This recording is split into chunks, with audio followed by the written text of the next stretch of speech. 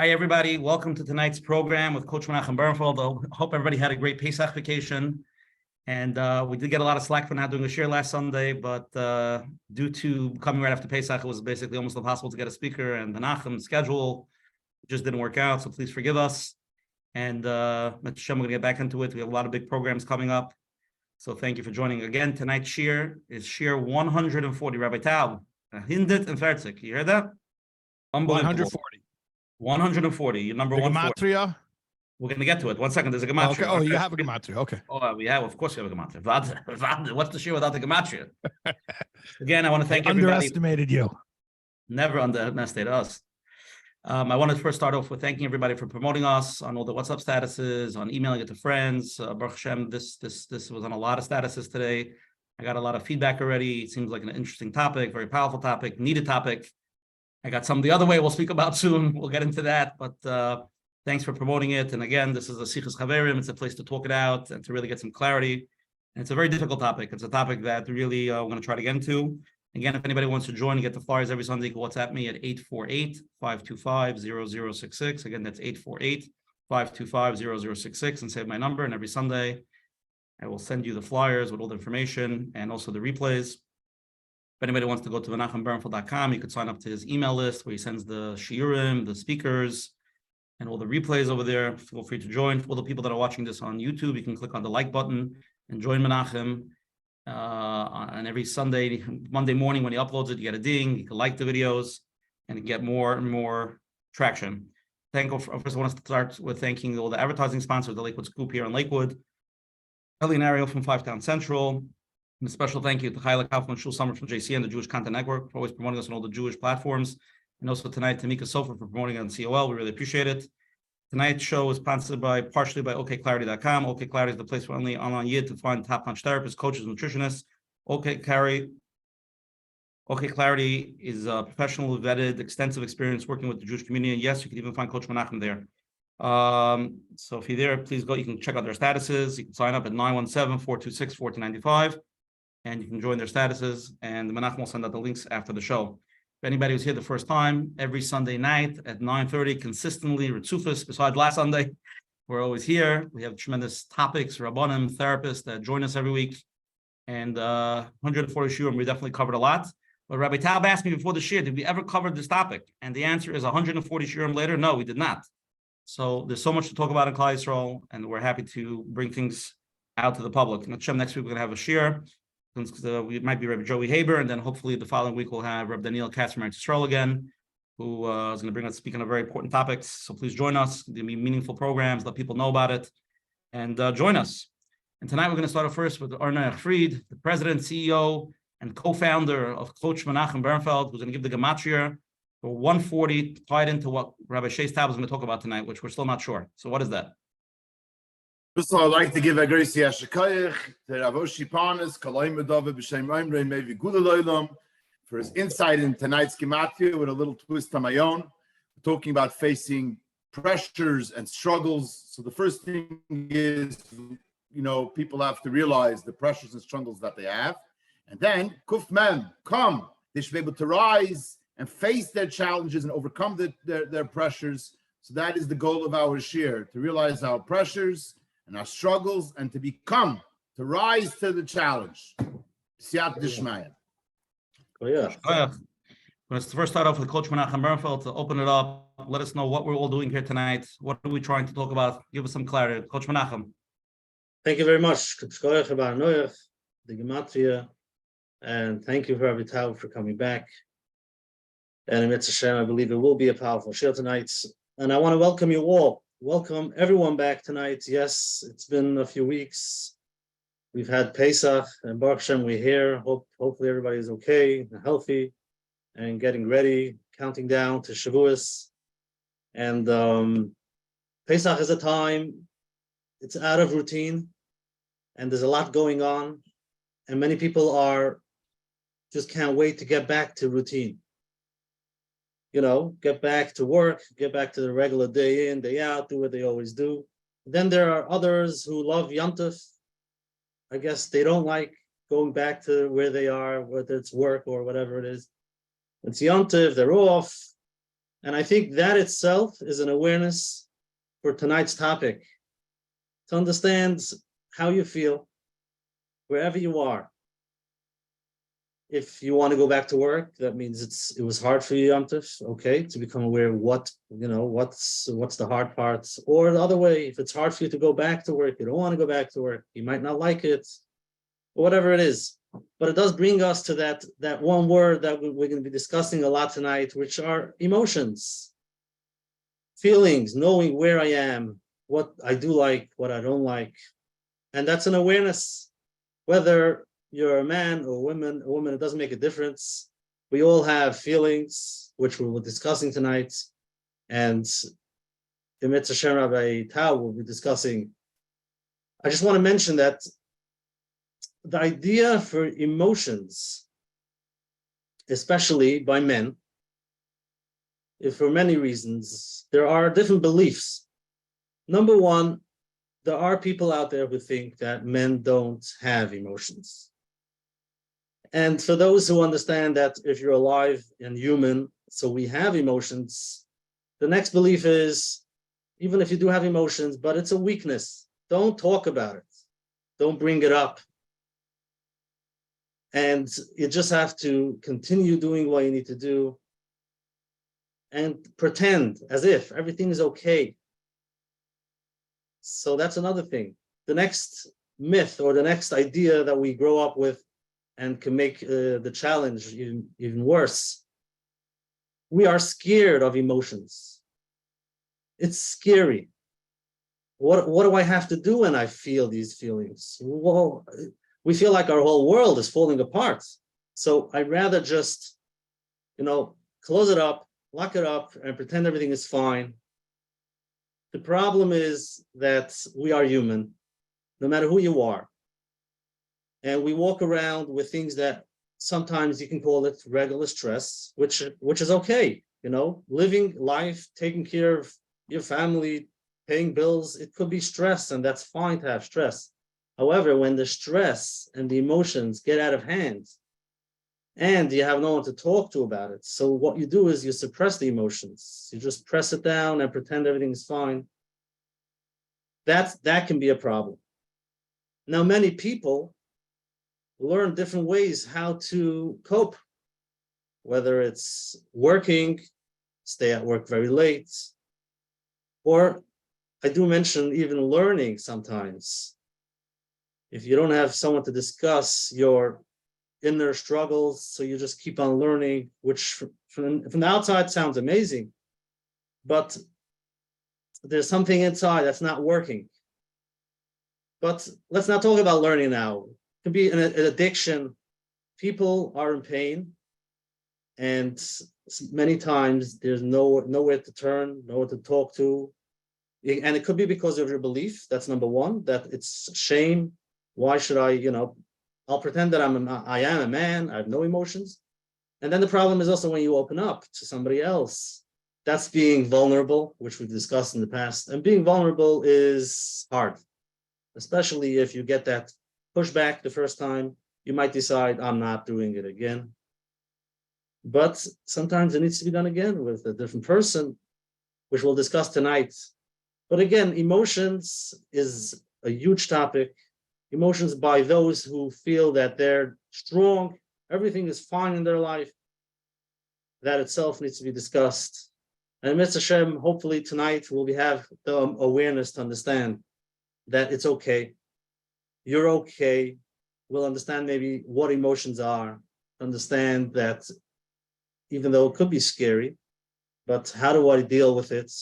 And slowly being able to open up to somebody, to somewhere to get some relief, and not being walking around with your own pain all by yourself. So in Mitzvah, we should have a lot of Siyata D'Shmaya, Rabbi Taub, Mitzvah, and we should be able to help as many people as we can in Mitzvah. Beautiful, Menachem, for that opening. Again, let's get into it now. Tonight's topic is titled Reclaiming Masculinity in Modern Times, Understanding the Pressures, Struggles, and Importance of Men's Roles in Frum Jewish Families. And just to clarify a few things, Rabbi Taub, before we get into it, some ladies actually texted me if it's only for men tonight. And I said, no, it's for everybody. Obviously, we're trying to focus on some of the men's issues and their struggles. It's just to understand it and to get into it. Rabbi Taub, we're going to have to do a session on the women's struggles also. We have to even it out, right? No problem. Whenever you want. And Menachem will get into it. And Menachem tonight's the Rabbi Shais Moshe, Yischus for him, Israel. And it should be the share tonight for the hundreds of people that are here. Menachem the 1,000 people that listen to it. Yischus for him, and he should help us. And I'm going to read your bio, Rabbi Taub, and then open it up. Just to clarify, a lot of questions came in, a lot of personal questions, and it's going to get very deep tonight. So, as they say, viewer discretion is advised. Rabbi Taub is a renowned teacher, speaker, and author on topics of Jewish spirituality and his application to our daily lives. He's the director of Torah website soulworks.org and scholar in residence at the Chabad of the Five Towns. Rabbi Taub has been here many times. Rabbi Taub, after you leave, usually we get a lot of feedback. The Yeshirim on Coach Menachem has been powerful, and we appreciate you coming back. And happens to be it was a very short notice, so keep that in mind. Rabbi Taub, it's supposed to have you here again. The floor is yours. Yeah, it's an honor and a privilege for me to be back. You know that I really value the fact that this forum exists, not just because you've had me on as a regular guest, but I'm not trying to flatter you, but I think you know I've told you this before, but I'll say it again in public, that a lot of issues that we as a community struggle with sort of got swept under the rug, and this forum, the Let's Get Real with Coach Menachem, is it's a very special place where people can get together and talk about these issues, and at the very least to stop feeling so alone. So I really value the fact that this exists. And you know, they say because of technology, in many ways, we're isolated from each other, because it used to be that everyone got out of the house and they had to go to the town square and they go to the market in order to do business, and everything was in real life and real space. And now today, a person could just sit at their computer and never see another human being. And there's truth to that. But the other side of the coin is that technology has also, if we use it the right way, has allowed us to have a connectedness that we've never had before. And I think the existence of this podcast is proof of that. You have people from all geographical areas, from different towns and different states and different countries, and coming from different communities, alle Kreisen, all types of Jewish backgrounds, and getting together and discussing something, and that itself is extremely valuable. Now, you mentioned, Rabbi Shai, you mentioned at the beginning that we've never done this topic before.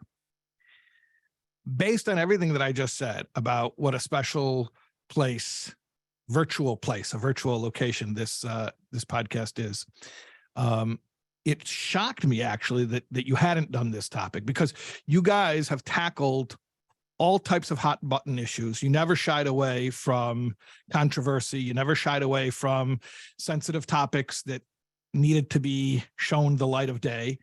So I was like really surprised, actually. You reached out to me. You said, can you do an episode? I said, anytime you call us, I'm there. You let me know the date. You let me know the time. I'm there.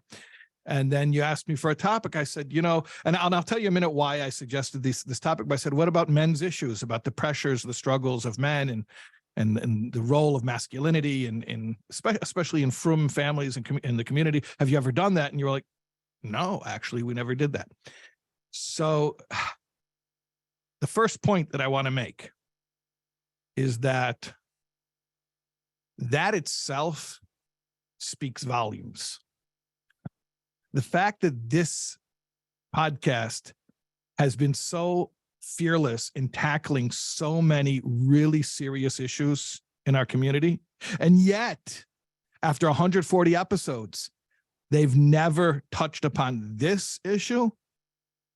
It just goes to prove the point that of all the issues that we're finally addressing and facing and bringing out into the light, perhaps the issue of men's emotional struggles is from the last of those that are still sort of being swept under the carpet. And if I can have any role in bringing that issue out into the open and allowing us to discuss it openly in a way that breaks down isolation and loneliness and creates some feeling of connectedness and compassion. So that is, for me, that makes the entire thing worthwhile. Okay, so let's talk a little bit about the different aspects of this issue. I'll tell you just personally how I started to sort of become aware of this issue and be able to give a name to it. I started, okay, so let me just give a preface. And I have to say this every time I speak about issues of anytime I speak about the human experience and about emotional things and about life, I always have to preface and say, you know that I'm not a mental health professional. I'm not trained in mental health. That is not my background. I'm a rabbi. That's what I do. I learn Torah. I teach Torah. I'm specifically drawn to the aspects of Torah, especially in Chassidus, which explain human nature. Who understands human nature better than the creator of human nature, who gave us his wisdom in his holy Torah? So, of course, there's much insight about the inner workings of the human mind and heart that's to be found in Torah, and especially in Panemius Torah. But I just want to make sure everyone understands. I'm not a therapist, not a mental health counselor, nothing like that. In my capacity as a rabbi, as a teacher, I speak to a lot of people. I speak to men, I speak to women, I speak to young, I speak to old, I speak to all types of people. It started occurring to me that there was a pattern that I was noticing in young men. I first started to notice in older single men who were single by choice. One of them said to me, they talk about the shidduch crisis. He says, it's not a crisis. I can get married whenever I want. I don't want. That was a number of years ago already. Somebody phrased it like that to me. And he explained to me, he said, what do I need this for? He said, I see my older brothers, I see my father, I see the men in my community. This whole institution is totally just in the advantage of women. There's no advantage to me. He says, now at least I travel, I do what I want, hang out with my friends. Well, why should I give up my freedom? And in turn for what? And I started hearing this more and more often from young men who were saying that they were just not interested in the traditional male roles because they felt that they were giving everything and getting nothing. Now, I'm not saying that this is the prevailing attitude, but I'm saying it's common enough that I noticed it as a trend. It wasn't one person or two people who spoke this way. I heard enough young men speaking this way that I started to hear a common thread. And as of late, I started picking up on different expressions that young men use. And these expressions are coming from certain voices who purport to represent men's interests. And they speak about feminism in a very hostile way, and not just feminism as a movement, but they speak about women in a very hostile way. There's a certain suspicion against women, a certain resentment held towards women, and the language that you hear from these young men is language of not just men's rights, which is an important issue, but of sort of anti-feminism, that women used to do what they were told, and now they think they're liberated, and it ruined everything. And, very, actually, I'll say very appalling type of talk that's, there's a term, toxic masculinity, which maybe the term itself triggers people one way or another way. Barely anyone is neutral about the term, but definitely I was hearing nice young men, nice Jewish boys speaking in ways that, I don't know, frankly, I felt was unnecessarily negative, and it definitely didn't make them sound like they were ready to enter into a loving marriage and a relationship with a woman. And you hear this expression about, red pilled, you take the red pill and you wake up and you realize that the whole thing's a scam and it's one big racket, that it's engineered against men. And I started hearing about movements like men going their own way, and what else? There's different groups and incels, and I mean anyone who has internet access hears these terms. Okay, but what I'm trying to tell you is this isn't just something that's happening out there. This is happening with our Bachram. This is happening with young men who went through our system, who were raised in our community, and they have a very hostile, very bleak, very hopeless attitude about what marriage and traditional male roles have to offer them. Now, let me, if everyone's still with me, as long as I still have the mic and everyone is on mute, let me build on that. Okay. So you might dismiss this and say, well, those are just a bunch of Bachram. What do they know? They're just repeating stuff they're hearing on YouTube. They don't know what they're talking about, which very well could be partially true. But let me tell you about the younger light, the young married men. And not even young married men, but men who are married for 20, 30, 40 years.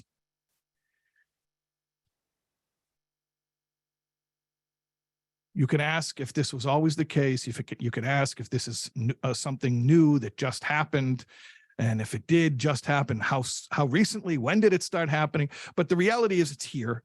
And what you hear today, at least this is what I hear, this is anecdotal from my position as someone who hears from a lot of people. You hear young men and not so young men who feel invisible. They feel that their emotional needs are not considered. They feel they have no one to open up to and talk to.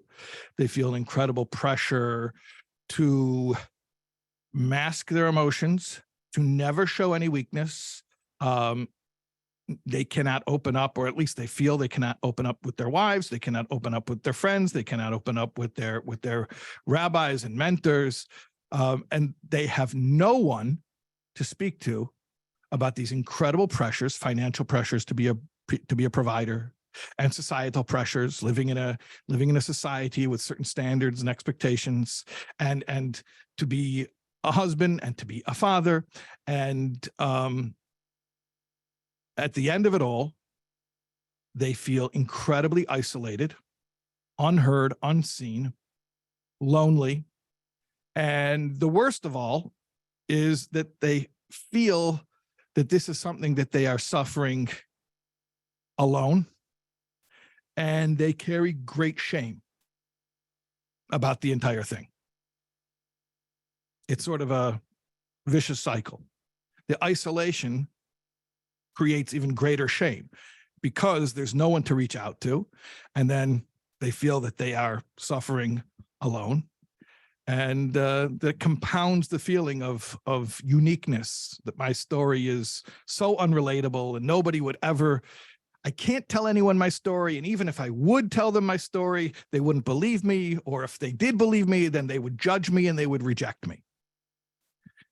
And the complaint that these men often have is, I see my wife, she talks to her friends on the phone, her sisters, she even people who are not such deep friends, but they how was your day? And then they open up and they actually they say their feelings. And if I try to do that, then I'm judged, I'm branded, I'm rejected, I'm considered weak, and I have nobody to talk to.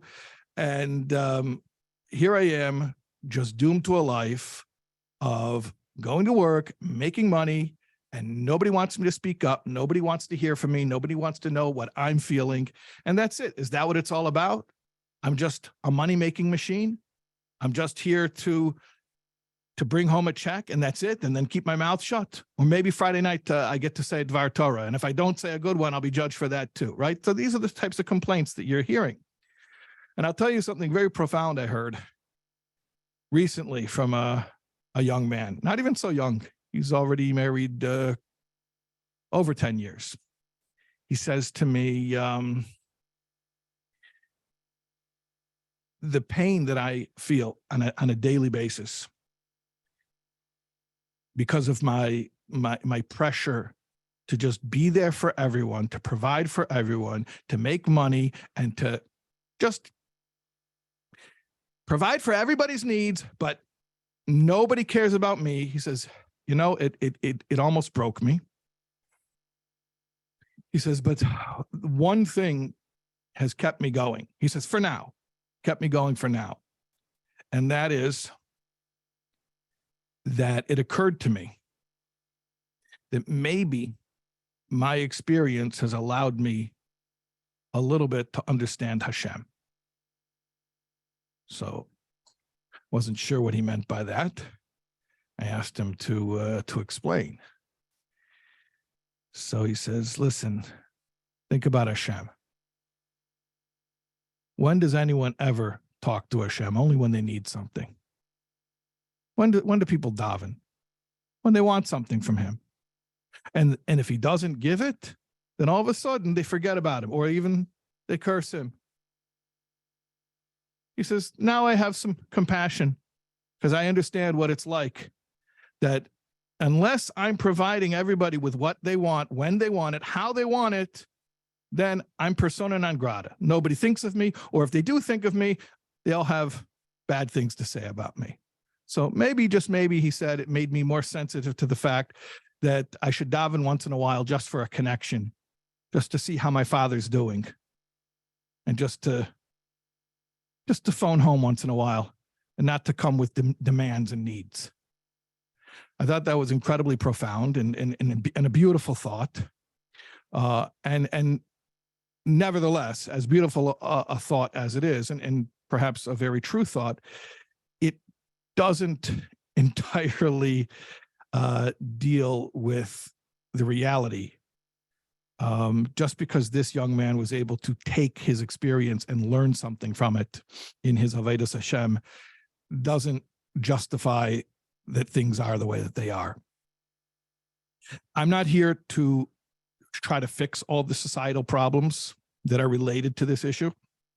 I don't think I have that ability or insight. I hope I'm not misleading anybody through this topic. I don't think we have all the answers, or maybe even any answers to how to fix these actual problems. But what I do think we can accomplish tonight is at least give words to this issue, to give validation to those who may feel that they're suffering alone, and to increase a little bit of compassion. And I just want to add one more thing before I wrap up my my spiel here, and that is, I mentioned earlier about the misogynistic aspects of this, the anti-feminism, the anti-female sentiment that underlies a lot of this.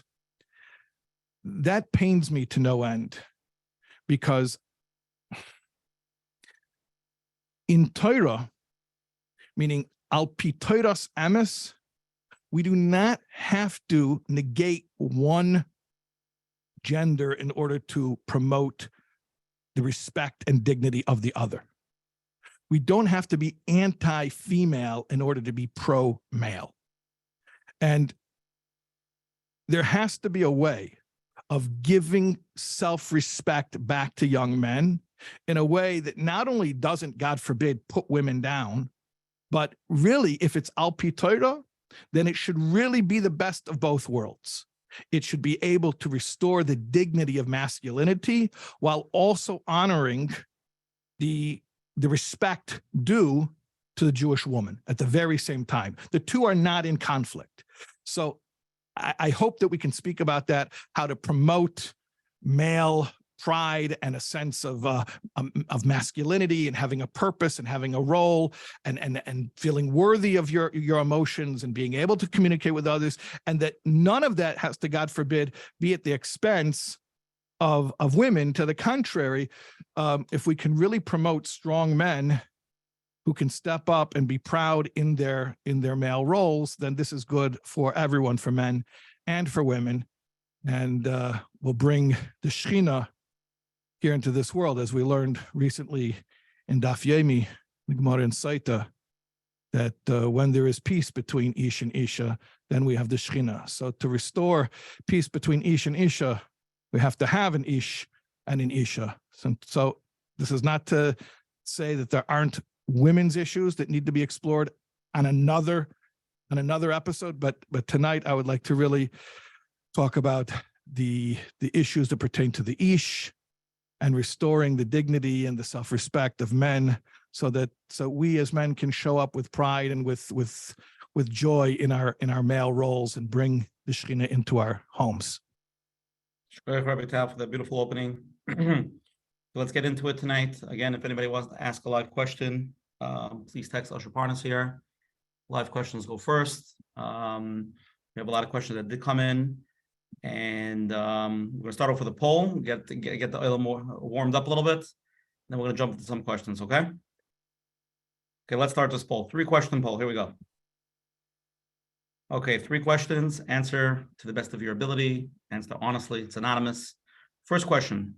Do you think from men's pressure today are overwhelming and hard? 4 answers. What's your opinion? Yes, it's extremely overwhelming. 2, it's the same way it's always been.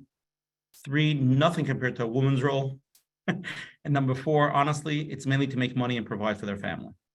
I have that as question number 2, Oshi. Oh, sorry. So I skipped the first one. So sorry. You're right. What do you believe is the most important role of men in Frum Jewish families? 4 answers. Number 1, providing financial support for the family. Again, they're all important, but what do you think is the most, if you had to choose one? Providing financial support for the family. Number 2, being a role model for the children and religious and moral values. Number 3, being emotionally supportive of their spouse and children. Or number 4, providing physical protection and security for their family. That's the first question. Second question, do you think Frum pressures today are overwhelming and hard? Yes, it's extremely overwhelming. Option 2, it's the same way it's always been. Option 3, nothing compared to the woman's role. Option 4, honestly, it's to make money and to provide for their family. Question number 3, what do you think men who are in emotional pain who do you think men who are in emotional pain should turn to for support? 5 options. The best option that you think. Number 1, their spouses. Number 2, their friends. Number 3, their rabbi. Number 4, a therapist. And number 5, keep it to themselves. So everybody answer the questions. We'll give you a few seconds.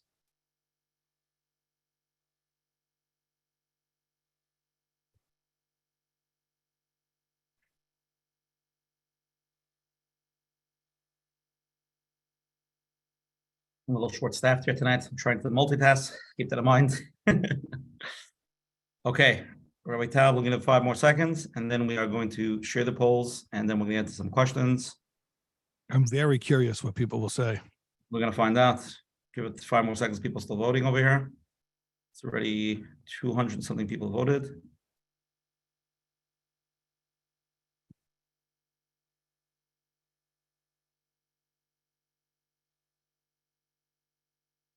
Okay, we're going to share the poll with everybody now. Here we go. Okay, first question. What do you believe is the most important role of men in Frum Jewish families? Only 10% believe it's providing financial support for the family. The winning answer by 47% was being a role model for the children and the religious and the Frum and moral values. 35% being emotionally supportive to their spouse and children, and only 8% providing physical protection and security for their family. Okay. So it seems like between role model and being emotionally supportive is basically the number 1 answer. Number 2, do you think Frum men's pressures today are overwhelming and hard? 47% of people, most people believe yes, it's extremely overwhelming. 31% of people believe it's the same way it's always been. 14% said it's nothing compared to a woman's role, and only 7% honestly, it's the main thing is to make money. Third question: who do you think men who are emotionally in pain should turn to for support? And it seems like it's pretty much split, but 37% of the people say their spouses. Only 7% of the people say their friends. Interesting, very interesting. 27% of the people say the rabbi, 25% the therapist, and only 3% keep it to themselves. So those are the polls, Rabbi Taub. If you want to mention anything on it, you could. Now we could just jump into the questions. It's interesting. You know what I would be very curious to see is how the poll responses break down as far as male and female responses. Like who was answering what. Right. Yeah. We can do a poll that way. We should have. I'm also very curious as far as who came out tonight. Do we have a predominantly male audience or female audience? So Yeah. yeah.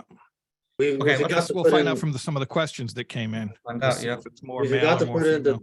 that we should turn to Hashem. We forgot to put in that option, and that if you're in pain, you can turn to Hashem. Okay, recount. Recount the polls. We got to take it back. Hold on one second. I'm working myself here tonight, so please be patient with me. Have Rachmanis. I have to feel too much pressures already. Okay, you're on. First question, Moshe. Hi, Rabbi Taub. Thank you for taking my question. Yeah. Actually, I really want to thank Rav for bringing such a topic. For also, in my terms, it's some sort of like feeling which was I wasn't able to access and explain it. The wording of this whole topic was very hard to even bring up in words. So I'm Yeshua Bacher, more in the dating world, and this type of topic really affects me in the sense of like, I don't know what it means to feel like masculinity. I sometimes feel like even when I go out or just in life, there is something that I'm missing. People say you have to be a man, but it's not just that. What it means to really have a masculine feeling on a Torah approach. I could say it could be for many different reasons, but even sometimes people tell me you have this gift. I would say that you have this feminine side to you. You like to feel things, you like to attach to things. But I feel there's something that I lost that is waiting to be reclaimed. And I don't know what it is, kind of, to go for it. So my question is, what does it look like and what does it feel like to be masculine? And how do those who have lost that sense, how do we develop ourselves to go that way? Wow. First of all, I just want to say how meaningful it is to me that what you said at the very beginning when you mentioned that what we've been speaking about so far gave words to something that you were feeling, but you weren't sure how to express. So that means a lot to me. So regarding your question about like, well, what is masculinity? I mean, is it being tough? Is it beating people up? Is it is it physical strength? What is masculinity? So I'll tell you something without getting too Kabbalistic. And Oshi and Menachem know my tendency to get spiritual. So you guys will bring me down if I get too spiritual? No, let's go Tanya, Kabbalah, all the way. Oh, all the way. Okay. Private emotion.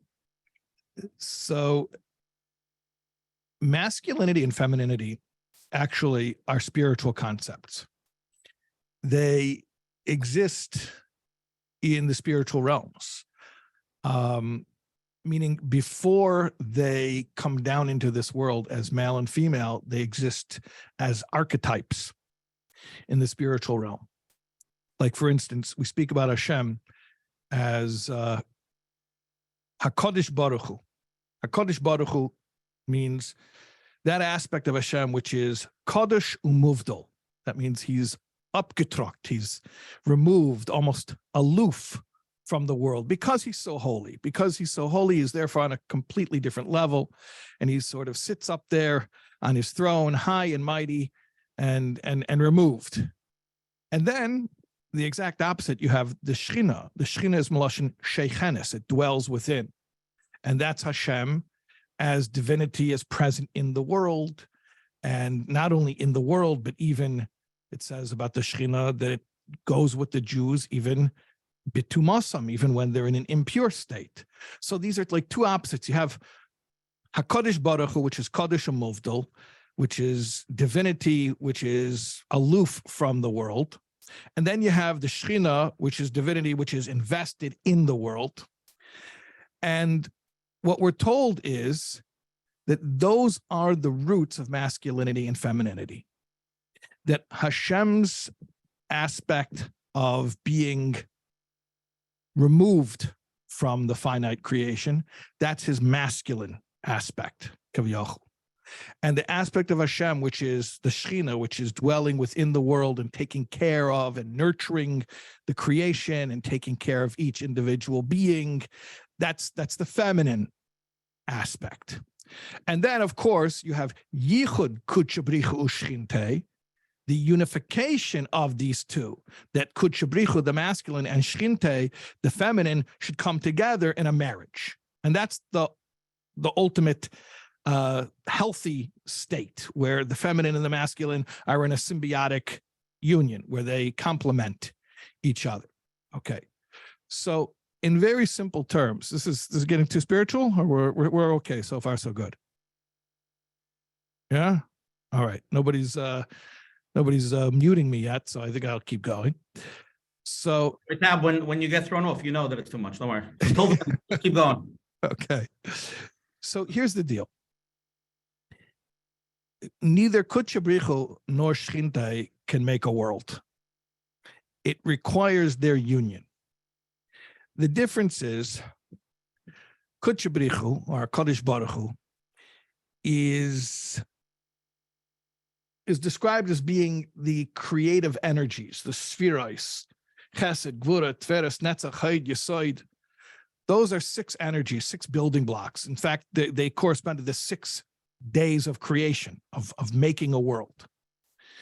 So they have all the creative potential to make a world, but on their own, they don't make a world. They have to be deposited within a feminine aspect called Malchus. Malchus receives those masculine energies. Malchus is feminine. It receives the masculine energy and then gives birth to creation. Okay, in simple terms, what does that mean? It means that in heaven, masculinity and femininity is provider and recipient. Provider and recipient. So Kutchabrichu provides the energies that make creation, but on its own, it's Kadosh Umuvdal, it's aloof from creation and it wouldn't make a creation because it's not interested in the finite world. And it deposits it within the feminine aspect, which is Malchus. And she, on her own, couldn't create either because she doesn't have the energies. She needs those energies provided to her from Kutchabrichu. And then together, they make a world. So now let's bring it down to the human experience. The idea of the masculine role is the idea of a mashpia. The idea of the feminine role is the idea of a makabel. What is a mashpia and what is a makabel? It's very interesting because people often misunderstand this. In fact, a lot of times in our modern world, this idea is misunderstood as an affront to women. Oh, what are you saying? Men are the providers and women are passive. They just sit there dumb, waiting for a man to give them something. And it sounds like it's putting down women, but it's actually incorrect. Malchus isn't passive. Malchus is incredibly creative. When the energy of Kutchabrichu is deposited within Malchus, she creates worlds. So we have to understand that femininity is also creative, like a father and a mother in biological reproduction. You have a tati and you have a mommy, right? So you need both. Neither can create on their own. And what a tati gives to a mommy, she takes from that and she turns that into the baby after 9 months. So she's also a giver. And in fact, in some ways, she's an even greater giver because think about what he gives her and what she does with that after 9 months, what she puts out is incomparably greater than what she received. So not only is she also a giver, in some ways she's a greater giver. The question then becomes, if you're tracking, well, then what's unique about masculinity? You just told me his whole role is to be the mashpia, to be the provider, but you just said that she's also a provider. In fact, you said she's a greater provider because whatever he gives her, she puts out something greater than the raw materials that she first received. If you're following that conundrum, then here's the answer. Yes, she is also a giver because she takes the raw materials she's given and she upgrades them and she puts out something even greater than what she was given in the first place. She's also a giver. And in fact, she's a greater giver, a bigger giver. No problem. Yes, it's all true. But he's the one who gives first. He initiates. If he doesn't start the process, then nothing's happening. So masculinity, this is a very long spiritual way of explaining one simple idea, which is not so simple. Masculinity is the idea of being an initiator, of being the one who starts things. On a very simple level, a man comes home, he walks through the door, and he expects that his wife's going to come and take care of him. That's the first mistake he's made. Because he's walking through the door and he's expecting her to initiate the emotional exchange. That's the first mistake. Rather, what is a masculine way to come through the door is to walk through the door as a provider. And I don't mean a financial provider. In today's day and age, sometimes the women make more than the men. I mean an emotional provider. An emotional provider means that as much as he's been out in the world working and struggling and sweating, if he wants to be successful when he comes through the door, he has to come into the house ready to invest emotionally in her. Give her a little attention, a little eye contact, a little conversation, and she'll take that little bit that he invests in her, and she does what femininity does. She upgrades it and turns it into enough warmth to fill the entire Jewish house. So that's what masculinity is. Masculinity can't compete with femininity in terms of the quantity and quality of the energy that she gives off. We can't compete with women. But what do we do that's indispensable? We initiate. And that's, I think, what needs to be reclaimed. The idea of being the one who initiates, especially in the emotional exchange of energy, not to come in as a taker, but to come in as a man, which means as the initiator. I hope that helps. There's much more to be said, but I know we have so many questions. We have tons of questions. Okay, every time we have a bunch of live questions, and we have a lot of questions that came in that we must cover. Okay, next live question. You're on. Okay, hi. I see that Usher changed my name to SSS. I guess that's phonetically from female. Okay, here's my question. So, my husband is less Frum than me and less makbid with certain halachas. And the problem that it brings to me is that, first of all, it makes me always be nervous. Like, who knows what he's going to do next? Like, maybe he's going to want to change something or do something. And also, I feel like he doesn't appreciate me for being so fun. He would want me to be different and lower my standards. So I shouldn't judge him and want to change him. And also, I'm afraid that it confuses the kids because they hear, like in school or for me, that you have to do one thing and then the father does something else. So I want to know what insights you have on that. Yeah. So let's build upon what we were just talking about, what I was answering the Bacher, the previous question about what is masculinity. So I framed it as a giver. Masculinity is never healthy or happy being a taker. It always causes dysfunction.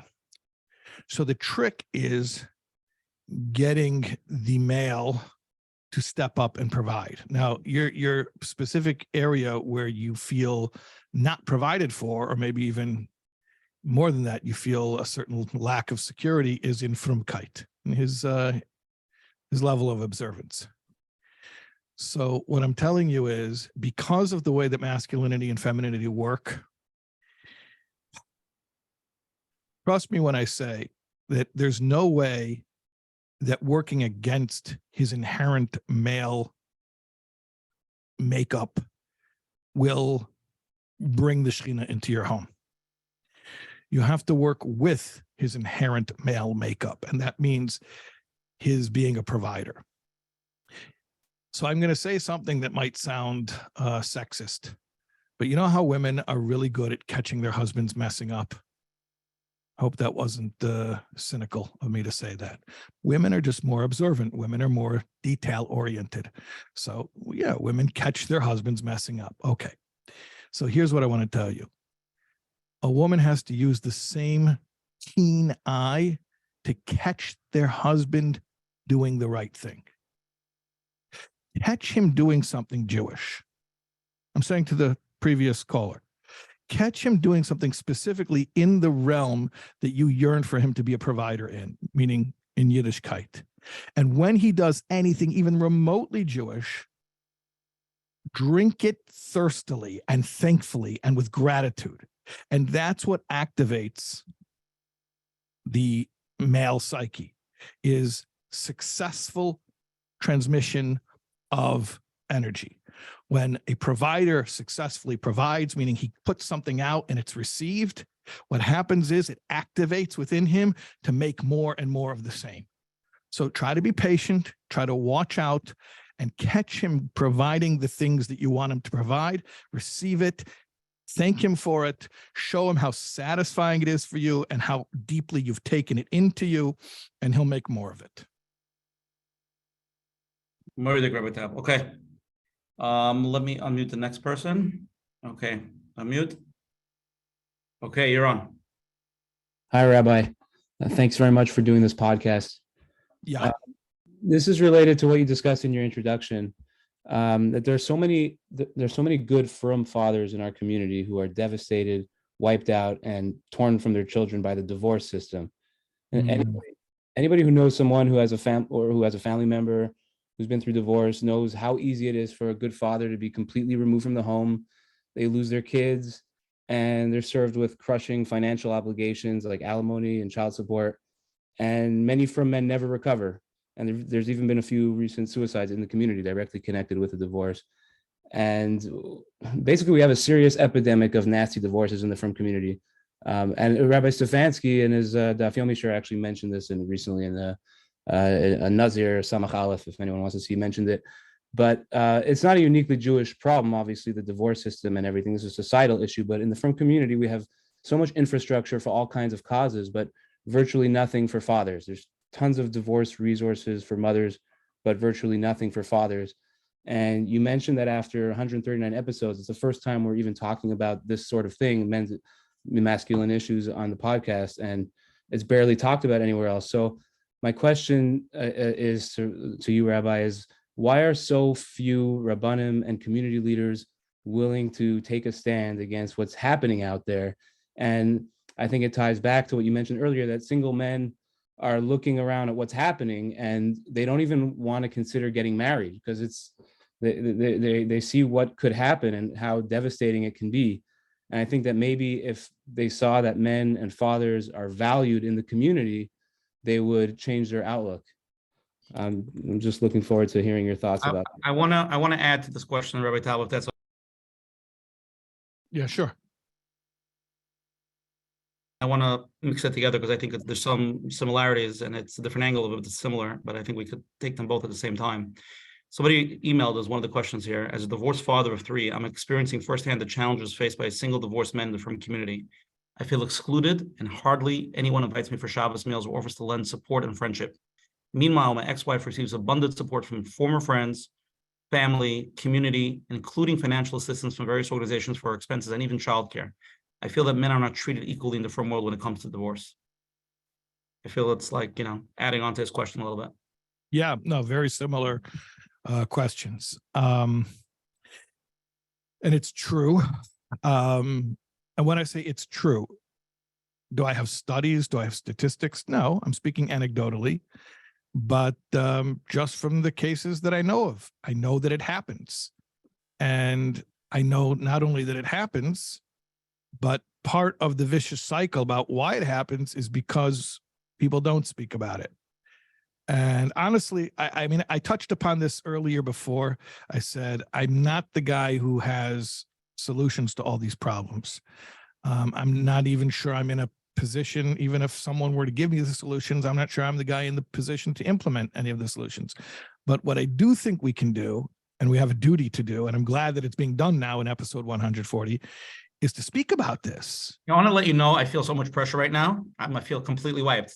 For boys, I Really? tried my best, okay? Why didn't your podcast talk about this earlier? You're I not have a taking better care of the question. community. I have a better question. This is the only podcast that spoke about it. That's the real question. The real question is not how come it took 140 episodes to speak about it here. The question is, why isn't this something that is recognized as an issue? I'm not, it's a rhetorical question. I'm not trying to actually answer it. I'm not going to try to go study the causes why this issue is neglected. My point of asking the question is more like, what are we going to do about it? And the beginning is, we're going to have this conversation. There are hundreds of people on the call with us right now, thousands more undoubtedly who will hear recordings over the next few days. And it's really, really important that this become acknowledged. Look, without getting into particular examples, we all know there are issues that our community lived in blissful ignorance about for years until we didn't anymore. Okay. And it's always painful to acknowledge a problem, but at a certain point, it becomes far more painful not to acknowledge those problems and to allow them to fester. So I think this is a good beginning. And it's important for people to hear that there are terrible stories of men who are estranged from their families and who not only the financial arrangements, but emotionally who find themselves without a support base. And it needs to be recognized.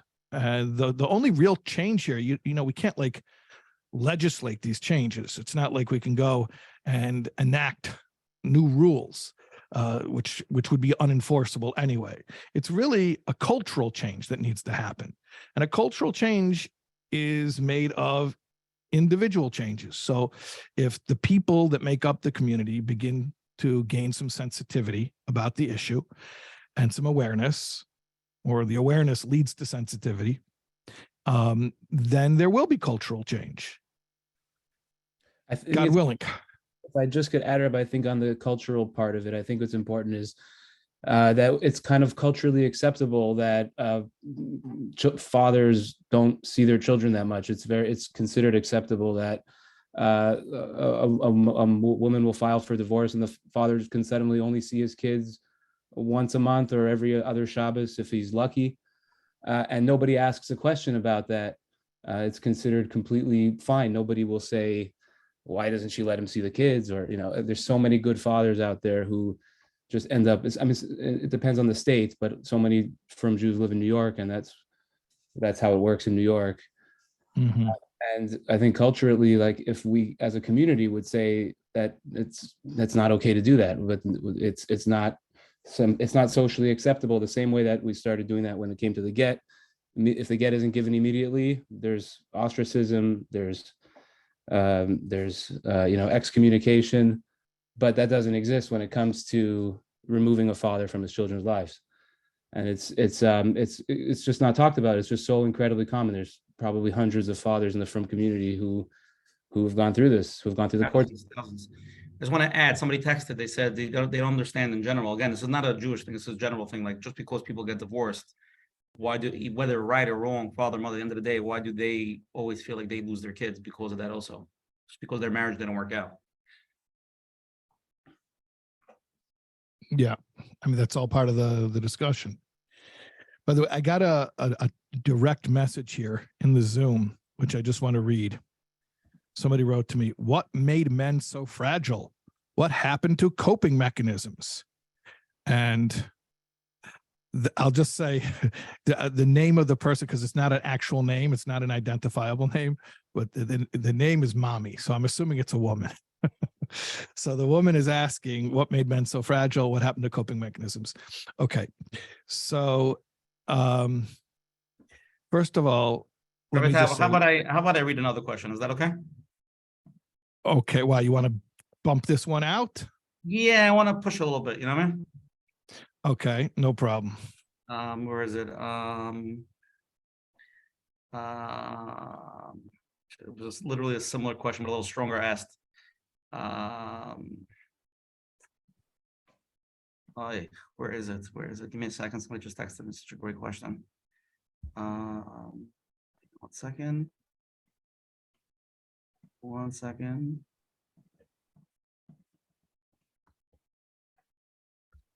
As a Frum woman who takes care of the children and supports her husband in creating a stable home, I find it offensive when men complain about their situation. I find that the pain and suffering that Frum women go through on a day-to-day basis is much greater than men's experience. Therefore, I don't think it's even appropriate for men to complain about their situation. Wow. Okay. The question I got was more of a question, like, where is this coming from? So this is taking it up a notch. One time taking it up a notch. Like, how dare they even complain? Where do they get off thinking that they have problems? I'm not sure how to even respond to that lack of empathy, but I just think it's a case in point that the fact that that sentiment exists out there, that somebody took time to send you this email. And by the way, I'm not, when this woman writes in the email that you just read about how difficult Frum woman's role is, I'm not discounting that at all. I agree with her that the role of a Frum woman is very difficult, but to use that, to weaponize that as a way to shut down any attempt from men to discuss their hardships, that itself is primary evidence of the societal problem that we're talking about. That if men even dare to suggest that maybe there are challenges that they need to overcome, they're already labeled as whining and complaining. And that's just not empathetic. It's not compassionate, and it doesn't promote civil discourse. So, but I'm glad that somebody wrote that to you, because it just illustrates how deep the problem runs. It's possible that the women feel that the men that they should have a coping mechanism. It's hard for them, for the women, to have that husband who is kvetching. So they want them to cope. What am I going to do with a husband who can't, who is... Yeah. But you could flip it around. By the Menachem, you're saying, the woman is saying, well, I'm the one who's dealing with this man who can't cope, and the burden falls on me. But imagine if a man, imagine we just flip the genders, and a man would say, my wife's complaining that it's so difficult to be a mother and to have so many babies and to cook meals and to take care and to get kids ready for school. And what is she complaining about? You know what? I just want a wife who's going to take care of me, not a wife who's going to complain. If a man would speak that way, we would all be appalled. So how come if it's flipped and a woman says, I just want him to man up, I don't want to hear his complaints, how come we're not equally appalled? He has to be there to support. She could be there to kvetch. Yeah, what's the double standard? That's precisely my question. Why is there a double standard? But when you mentioned the mashpia and the kabel. Okay, Taka, let's talk about that. That's true, because male and female roles are different. How do we understand kvetching within a mashpia makabel relationship? So I'm going to say something that's not politically correct, but I'm saying it for the sake of hopefully bringing peace to marriages. And specifically, I'm saying this to support male mental health. And that is, there's a big confusion about two opposite extremes. One is what we've been speaking about, the traditional male stereotype of being stoic, unemotional, feeling nothing. You don't even cry at funerals, you know, that type of macho persona. That's one extreme. And on the other extreme is the man who is so in touch with his emotions that he's constantly in a state of vulnerability and talking about his fears and about his insecurities and what pains him. Okay. So here's the problem. Everything has its place and time. Everything has its context. Menachem, you mentioned very, very accurately that a husband and wife relationship is spiritually, existentially a mashpia makabel relationship. One of the things that as a mashpia, a husband provides for his wife is emotional security. Today, by the way, emotional security is more important than financial security. 100 years ago, and for the previous millennia, basically for all of history, most of the male stability that the male brought to the home was financial stability. That was the reality of the world. Today, it's not so much. Today, women work. Today, women often outshine their husbands as far as in the professional world. But what a man still provides, and it's crucial that he provides, is emotional stability.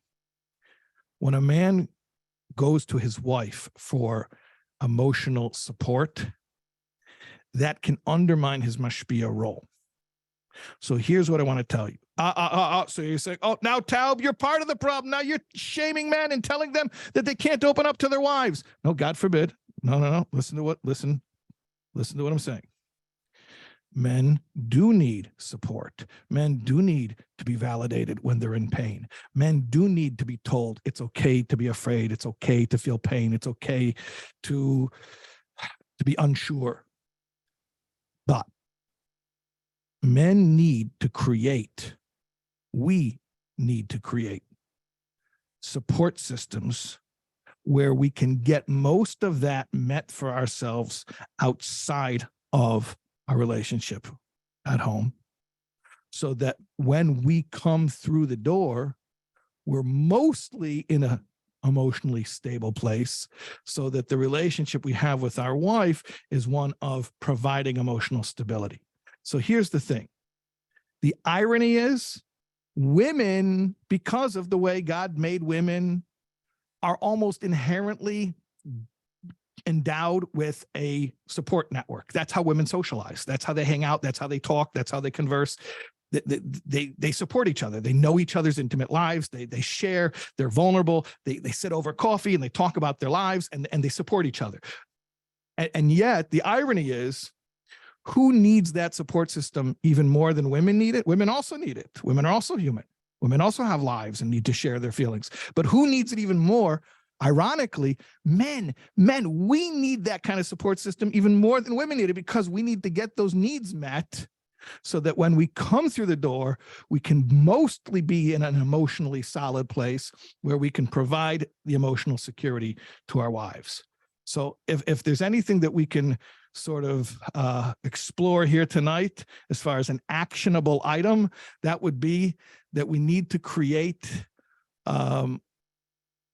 societies of men who can get together, 1, 2, 3 men who can recognize each other and say, you know what? I'm here for you. I'm here for you. You can be vulnerable with me. And that would be life-saving. That alone would be life-saving.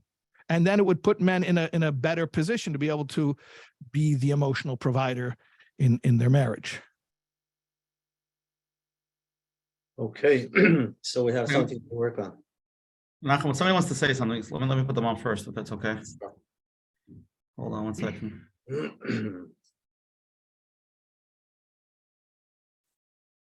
Hold on one sec. Get on mute.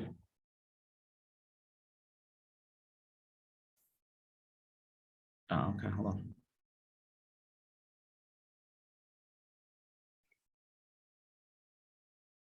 Hello. Great. Yeah, hi, you're on.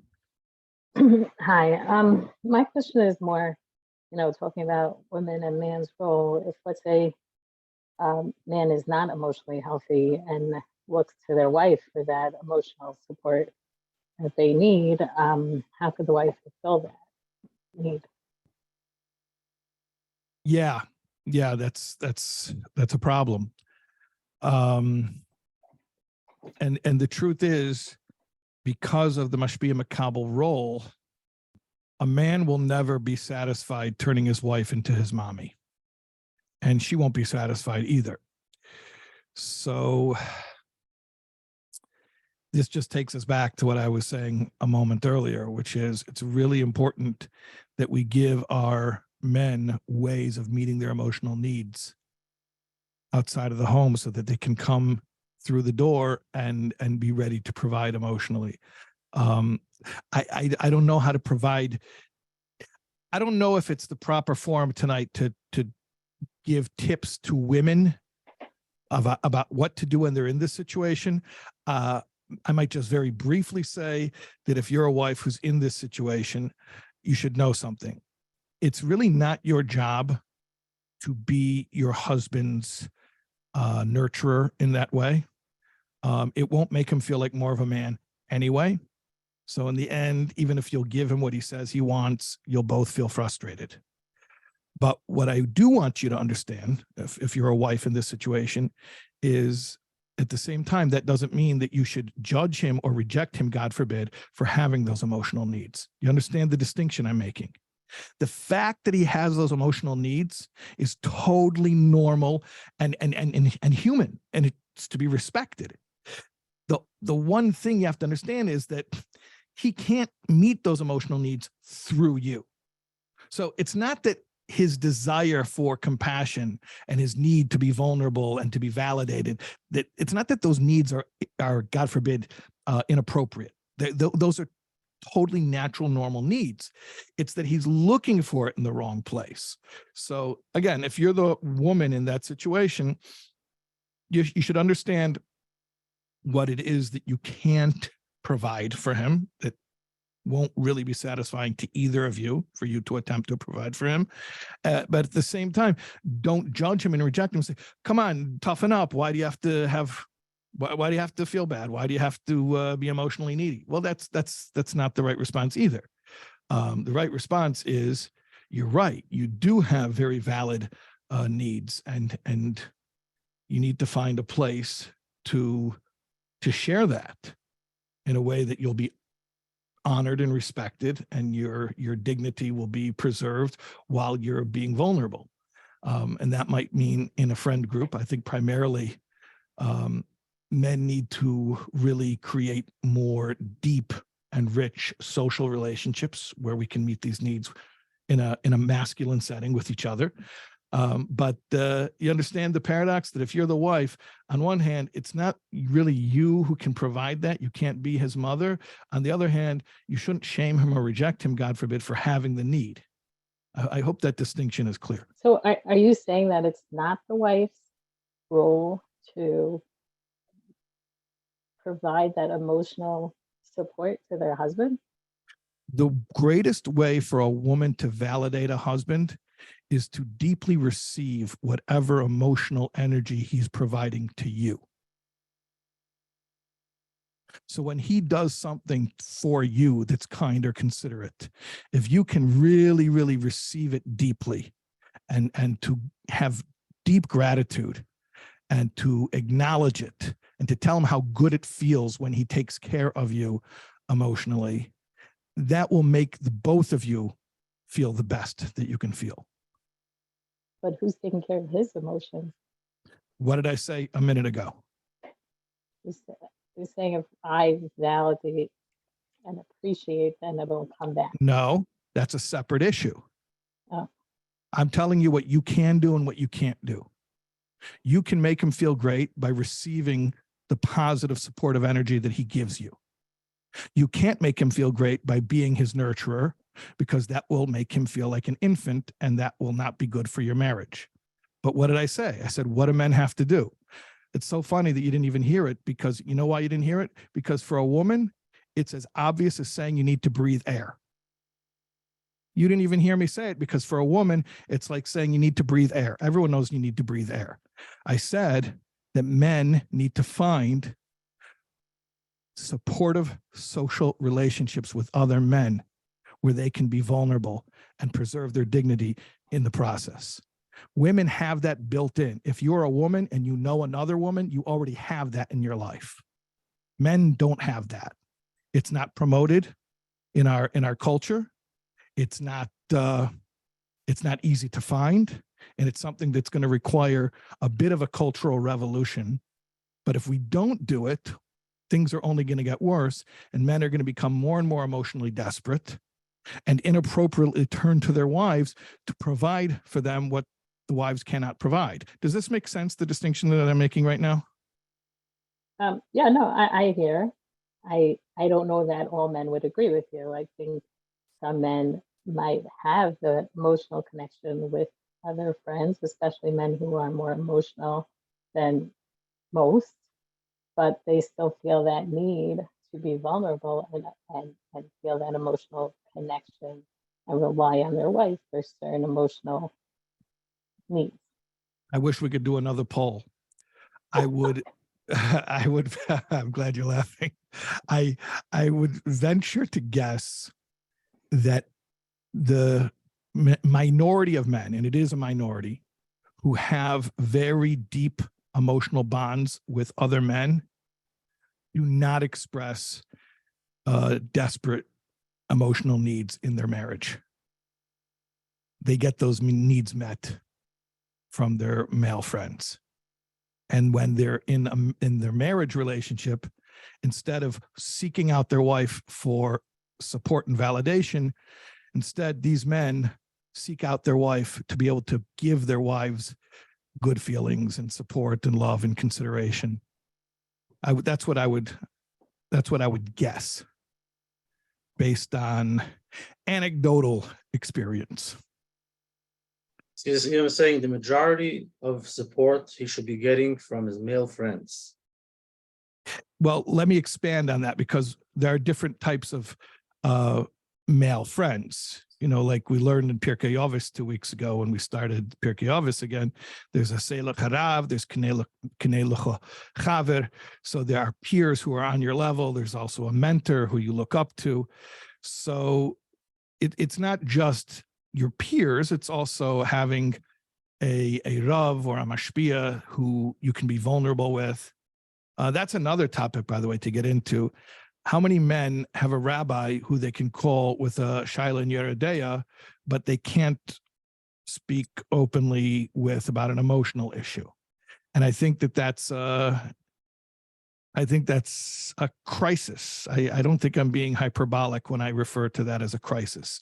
And I'll tell you why I consider it a crisis, because there's such a lack of that type of emotional nurturing in Torah mentorship, meaning finding a Rav or a Mashpia who can give you that type of validation. Because of that lack, what happens is Frum men will turn to sources outside of the community and outside of our hashkafa to get the validation that they crave. And I think that's causing a lot of confusion. That's why I label it as a crisis. But I think also we should talk about when I'm talking about a healthy man. Again, if he needs his total emotional support from his wife, that's what we discussed before. But when the husband does need the emotional support, what does that mean? Now he's vulnerable, he's sharing with his spouse, with his wife, he opens up. What does he need from her? So it's funny, because when men open up about their emotions, it tends to take on this like It's all or nothing. So a man will go 20 years without so much shedding a tear. And then all of a sudden, when he opens up, he says, the whole world's on fire. We're all dying. My life is going to hell. And he becomes extremely desperate. And here's the thing. When a man turns to his wife with any type of message that he needs saving, that's not going to be conducive to the marital relationship. So a lot of times men don't know what it means to open up about their emotions until they're in such a crisis state that they're screaming, save me, save me. And at that point, it's not emotional bonding. It's not sharing feelings. It's a desperate plea for help, and it undermines the male-female dynamic.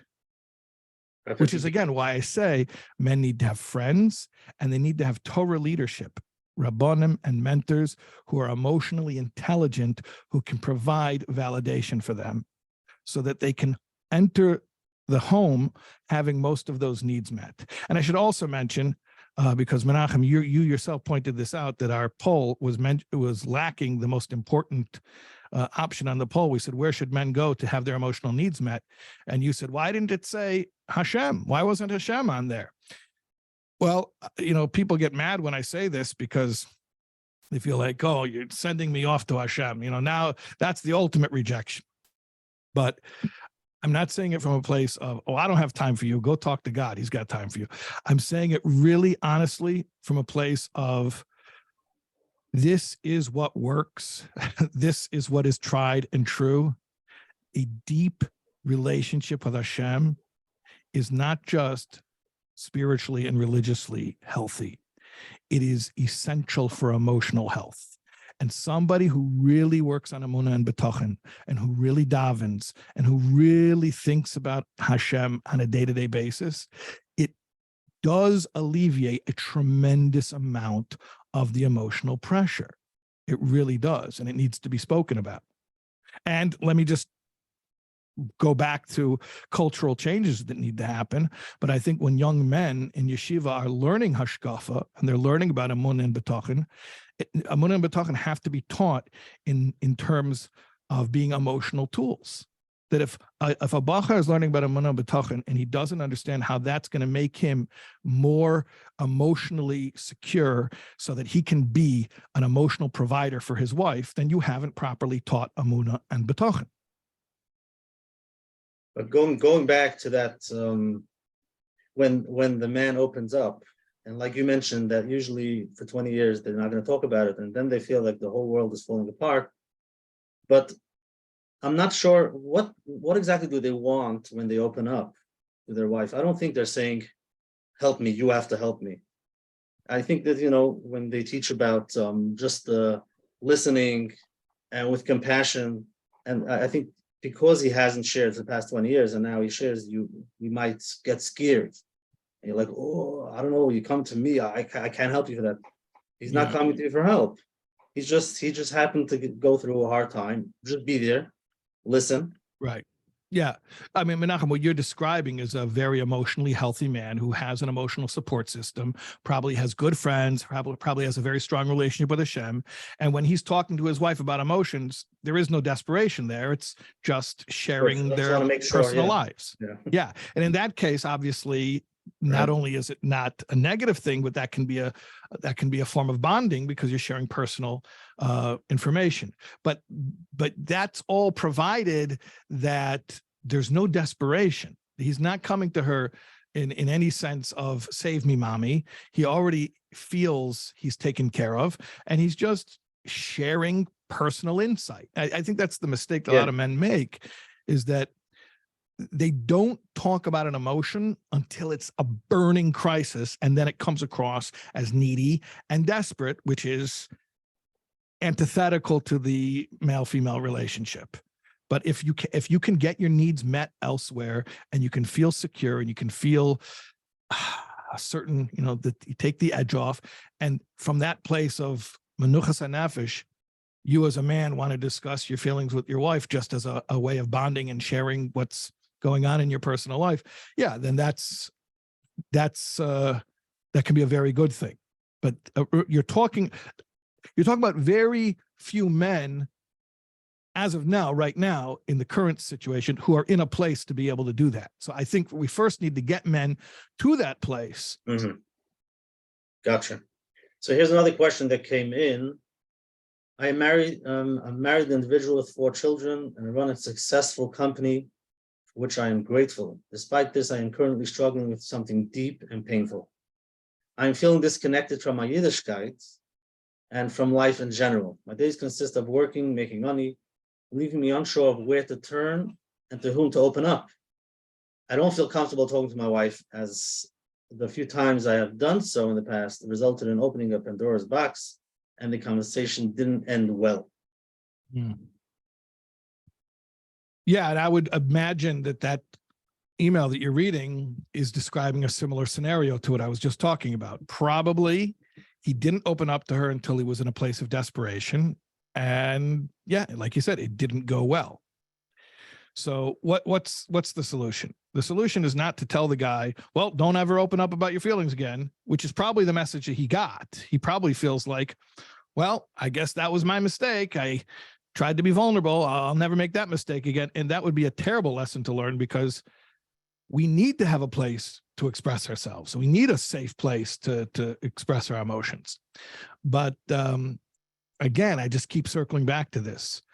Our culture needs to provide a framework for men to have this. And let me just say something right now to the fathers out there. Cycles have to be broken at some point. And maybe you weren't nurtured. Maybe you weren't given a warm and secure place to be vulnerable. But you need to give your sons the opportunity that you weren't given, if you weren't given it. And that means, as difficult as it may be, and as foreign as it may be to you, ask your sons about their emotions. I don't just mean little kids, although yes, little kids as well. I mean your bachrim, your older boys. Ask them how they're feeling. Ask them if they're ever lonely. Ask them what's on their mind when they're lying awake at 3 a.m. What do they worry about? And also, I want to tell you, in addition to all these deep, meaningful conversations, be physical. Hug them. It is so important. It is so important. Many of our bachrim go their entire lives without a hug. From the time, maybe the last hug they get is when they're bar mitzvah, and then they don't experience physical affection again. And it's unhealthy. A young man has to experience specifically a hug of a father. And I say specifically the hug of a father. It's different than the hug of a mother. It's different. Men need to feel masculine warmth and affection, not just emotionally and verbally, but also physically. Fathers, hug your boys and hug them tight. And none of this awkward hug where you like do the lean in, like shoulder to shoulder. Hug, pull them in, hold them body to body. It soothes them. It relaxes the whole nervous system. It makes them feel safe. And what happens? You're not making your child weak when you do that. What happens is you're making the child feel safe, so that when he gets married and he's the father and he's the husband, he's the head of the household, he'll feel that safety because you put it into him, and he won't be emotionally needy in the wrong places. So important. It's so important. We need to give more masculine affection. I'm talking to you, fathers. More masculine affection to our boys. But if you never got a hug for 18 years, you might have to discuss it first. Tell them you got a perfect excuse. You say, I was watching this wacko on this Zoom the other night, And I don't know, he seemed like a wacko, but I'm going to try it. Come here, boy chick. And you give your bacher a hug. And the boy's And like, he's what do gonna you look want? at you? And he's going to say, well, what do you want from me? You tell him, you want to know something? Here's a double whammy. When he says, what do you want from me? Then you can show him what male vulnerability looks like, one man to another. And you can tell him, you know what? I realized my father never hugged me. And I don't want to continue that cycle. I want to raise you that you hug your son. So I'm hugging you now. I'm sorry I didn't do it until now. And if Wow. you cry when you tell him that, that's a beautiful lesson in modeling real masculine vulnerability in an appropriate context. Okay, Rabbi Taub, a lot of questions here. Are you ready to cover some more? Yeah. I know we covered some of these topics, but still coming in. This one, okay, these are just my personal feelings. My children's schools keep on asking for more and more money. My wife's shopping habits seem to be out of control. She consistently needs more and more stuff to keep up. I feel nothing more than an ATM machine, and it seems like nobody cares about my feelings, needs, or wants. It's a very empty life where it feels like the only thing that matters is how much money I can provide. It seems pretty empty and pointless. Can you give me some guidance? I hear that cry, that's like, there's so many of our men who feel the same way. Look, we can all independently suffer in silence, or we can just admit that this issue is so common. And I hope that tonight's podcast is a beginning of that. You're not alone. And there are people who look strong, and they are strong, and they're successful in life, and they're admired in the community. And you know something? They're very lonely. I'm talking about men who are very lonely, and we need to be there for each other.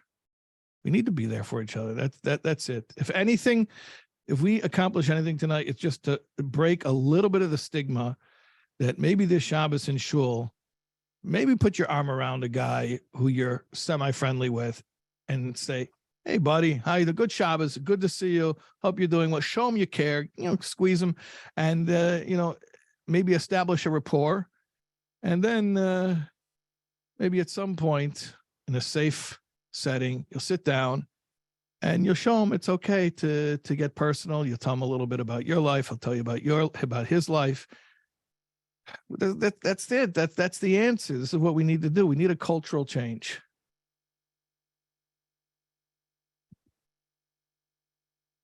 People are crying out for this.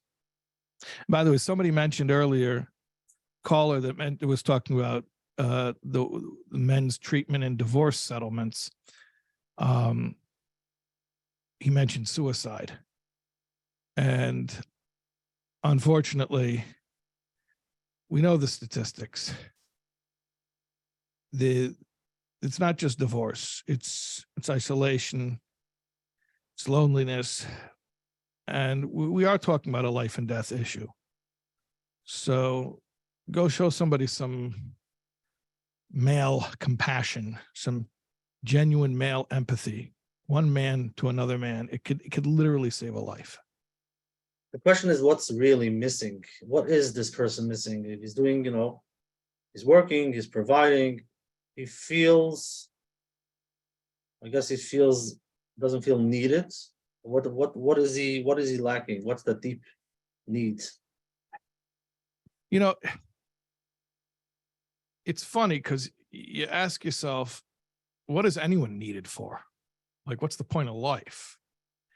And you sent me that direct message about why are men so fragile nowadays. And I've heard these questions, similar questions, like why all of a sudden? Was mit dem all? Like, why all of a sudden? Our Zetas didn't have these problems. And I'm not here to try to figure it out. I'm not an anthropologist or sociologist. I can't tell you that this is exactly why these things happen, but I can share with you an observation, which I think is fairly demonstrably true. And that is that until very recently in history, when a man asked himself what his purpose was, it was much simpler to answer that question. Generally speaking, women married not for love, not for companionship, not for status, but literally just for security, safety, physical safety. Not even financial well-being, but just literally somebody to protect them from physical harm. And that's the world was a rough place. And now, Baruch Hashem, as much as there are still pockets of imperfection in our world, we live in a safer, more comfortable, more affluent world than ever before in history. And the role of a man, the need of a man, what's a man good for, has suddenly come into question. In other words, if women don't need to marry for physical safety anymore, then what do they need men for? Did they ever really need men for anything? Or maybe women just needed to build a fort and get some cannons and make an army, and then that would have obviated the need for men. Oh, I guess there's propagation, but today we could accomplish all of that in a laboratory, I suppose. So what is a man good for? What's the purpose of a man? And I'm deliberately asking that as a very lofty philosophical question, because I think that's the question that's at the heart of this terrible confusion. What is the role of a man? Why is a man needed? What is his purpose? Why did God create us? It's a real question, and it's a deep question, but if it's not answered, if there's not a deep answer to this deep question, life becomes unbearable and unlivable. So I think it's a question that we need to ask. And also to understand Al Pi Torah, what was the view? Well, that's what I mean, Al Pi Torah, because for the any wife. philosophical question can only be answered according to Torah's emes. Yeah, but for both ways, for the man and for the wife, because Al Pi Torah wasn't for physical safety. Well, you could Let me flip the just question pause, as Rabbi Taub. well. Let me just pause for a question. You can flip the question as well and ask second, Al Rabbi Pi Taub, 1 Torah, second. what is the purpose of a woman? You could ask that question as well. Sure. Rabbi Taub, Yes. second. There's a live question. Similar. Let's get him on. You're on. Hi, Rabbi Taub. Great stuff. As soon as I heard that question, it just hit me. That's a beautiful question. I didn't hear your answer yet, but I have a corollary to that question, more topicistic. You must be Jewish, because instead of having an answer, you want to ask another question. Okay, let's hear it. Yeah, we feed off each other. So Yes. last summer, I went to Eretz Yisrael. It was an expense, without getting into all the details, but it was fantastic because I went alone to visit my children without my wife, and my kids keep asking me, "When are you coming? Are you coming back? Are you coming back?" It was the first time in my life that I actually spent time with my kids alone. Not to the exclusion of my wife, she couldn't go, she was in school, etc. I'm thinking, and I know this is obviously complicated, but I'm thinking I really should go again this summer. And it's like, I don't want to call it pikuach nefesh, and all that, in the space of kids, struggles, etc. But everything I'm hearing you're saying, and as soon as that person asked that question, sounds like this is extremely important, something I didn't have the opportunity to do in the years past. And leaving the finances out, I think it's important. What are your thoughts on that? And obviously, if it's also involved financially, how much does someone like myself consider? Okay, I'm going to spend $1,500, $2,000 to do this, but it's extremely important, like paying tuition or beyond that, or more, or even more important. I say the general rule is that any expense that promotes the emotional well-being of our children is absolutely worth the expense. And what's more, I'll say, and I hope this doesn't come off as cynical, but it's really a choice of pay now or pay later. Because if we push off the expense now, God forbid, things happen that we don't want, and we end up having to throw money at those problems, and they end up being more expensive than taking care of it in the first place in a positive way. Like I tell parents all the time when they say, my kid wants to do this activity with me, but it's going to cost me money. And I say, is it going to be bonding? And they say, sure, it's going to be bonding. I tell them it's cheaper than therapy. Pay now and not later. So to answer the money question, if this is going to promote the emotional well-being of your children and make them feel more bonded to you, it's worth any price. Okay, Moirde.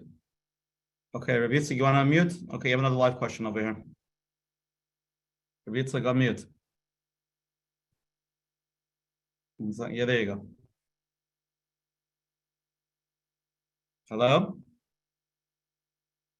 Can't hear you. Okay, let's go to the next question. Hold on one second. Okay, you're on, Kaiser.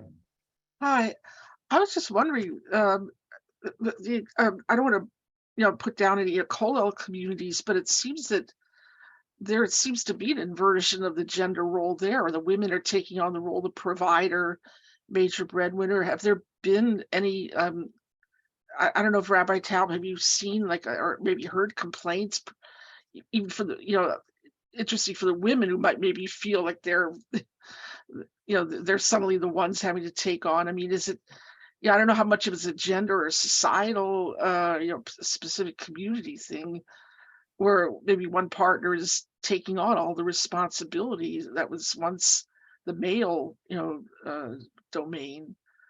Is it, do you see a lot of issues there? I mean, yeah, so it's a very logical question to ask. Yeah. And the answer is complex Mhm. because in theory, like you're saying, it's a formula for disaster. In practice, it's not. And I'll tell you why. As I mentioned earlier, in passing, but I'll Mhm. expand a little bit more. I'll elaborate a little bit more. A male is a provider. That's a mashpia. That's what a mashpia is inherently. But although historically being a provider, perhaps in times where we were more in survival mode, so to speak, being a provider meant a financial provider. That's not even the primary form of providing. More important is to be an emotional provider. So you do see plenty of cases where, let's say, a man is in kollel, or let's say perhaps it's even more pronounced here, the man is working and the woman is making more money than the man. They're both working. She's making more money. And yet, if he is emotionally the provider, meaning he gets his support from his relationship with Hashem, from a Torah mentor, from a very deep social connection and bond with other men, and then he comes and provides to her emotionally, we'll see that she will feel very satisfied and taken care of, even if she's making money, or even making all the money, or more money, or whatever the case may be. So it's not all about the money. That's the good news, but it is about the emotional currency in the relationship. And there's really no way to sidestep that. In fact, I would go to the opposite. And I would go to the opposite extreme as a case in point and say there are men who are excellent financial providers, but poor emotional providers, and their wives are classically discontent. So I think that sort of proves the point through the opposite. Okay, so here's another question that came in. I understand that this might sound like a sensitive topic, but as a bocher, I used to struggle with an issue despite trying hard to avoid looking or doing anything inappropriate. I find myself in the same position even after getting married. Sometimes when I try to get physically intimate with my wife, she's not in the mood or unavailable, leaving me feeling frustrated and stuck in the same situation as before. And he elaborates more, but basically needs some help in this issue. I'm sorry for being so blunt, but this is my current struggle and pain. Okay. I don't think it was very blunt, by the way. He spoke very adel, although I left out understood. the blunt parts. What? I left out the blunt parts. Oh, you left out the blunt part. Okay, fine. But we all understood what he was asking. So yes, we understood. Okay. This is such a difficult topic. A young man looks forward to his chuppah.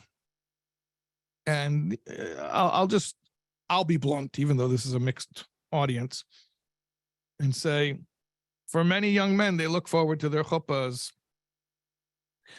in a very practical way, that they struggled with chatas nurim, which the sins of youth are called sins of youth for a reason, because youth is a time when most people struggle to some degree. And they look forward to their chuppah as a time when finally it's going to be an end to this cycle of guilt and indulgence and further guilt and further indulgence.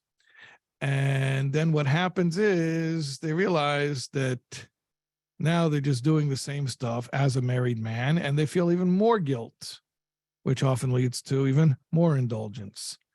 The guilt indulgence cycle is well explained in chapter 26 of Tanya, but I won't elaborate right now. It's a vicious cycle of a person feeling emotional pain due to the guilt over previous moral failings, and then that causes greater indulgence in order to experience a fleeting pleasure which will cover up the pain.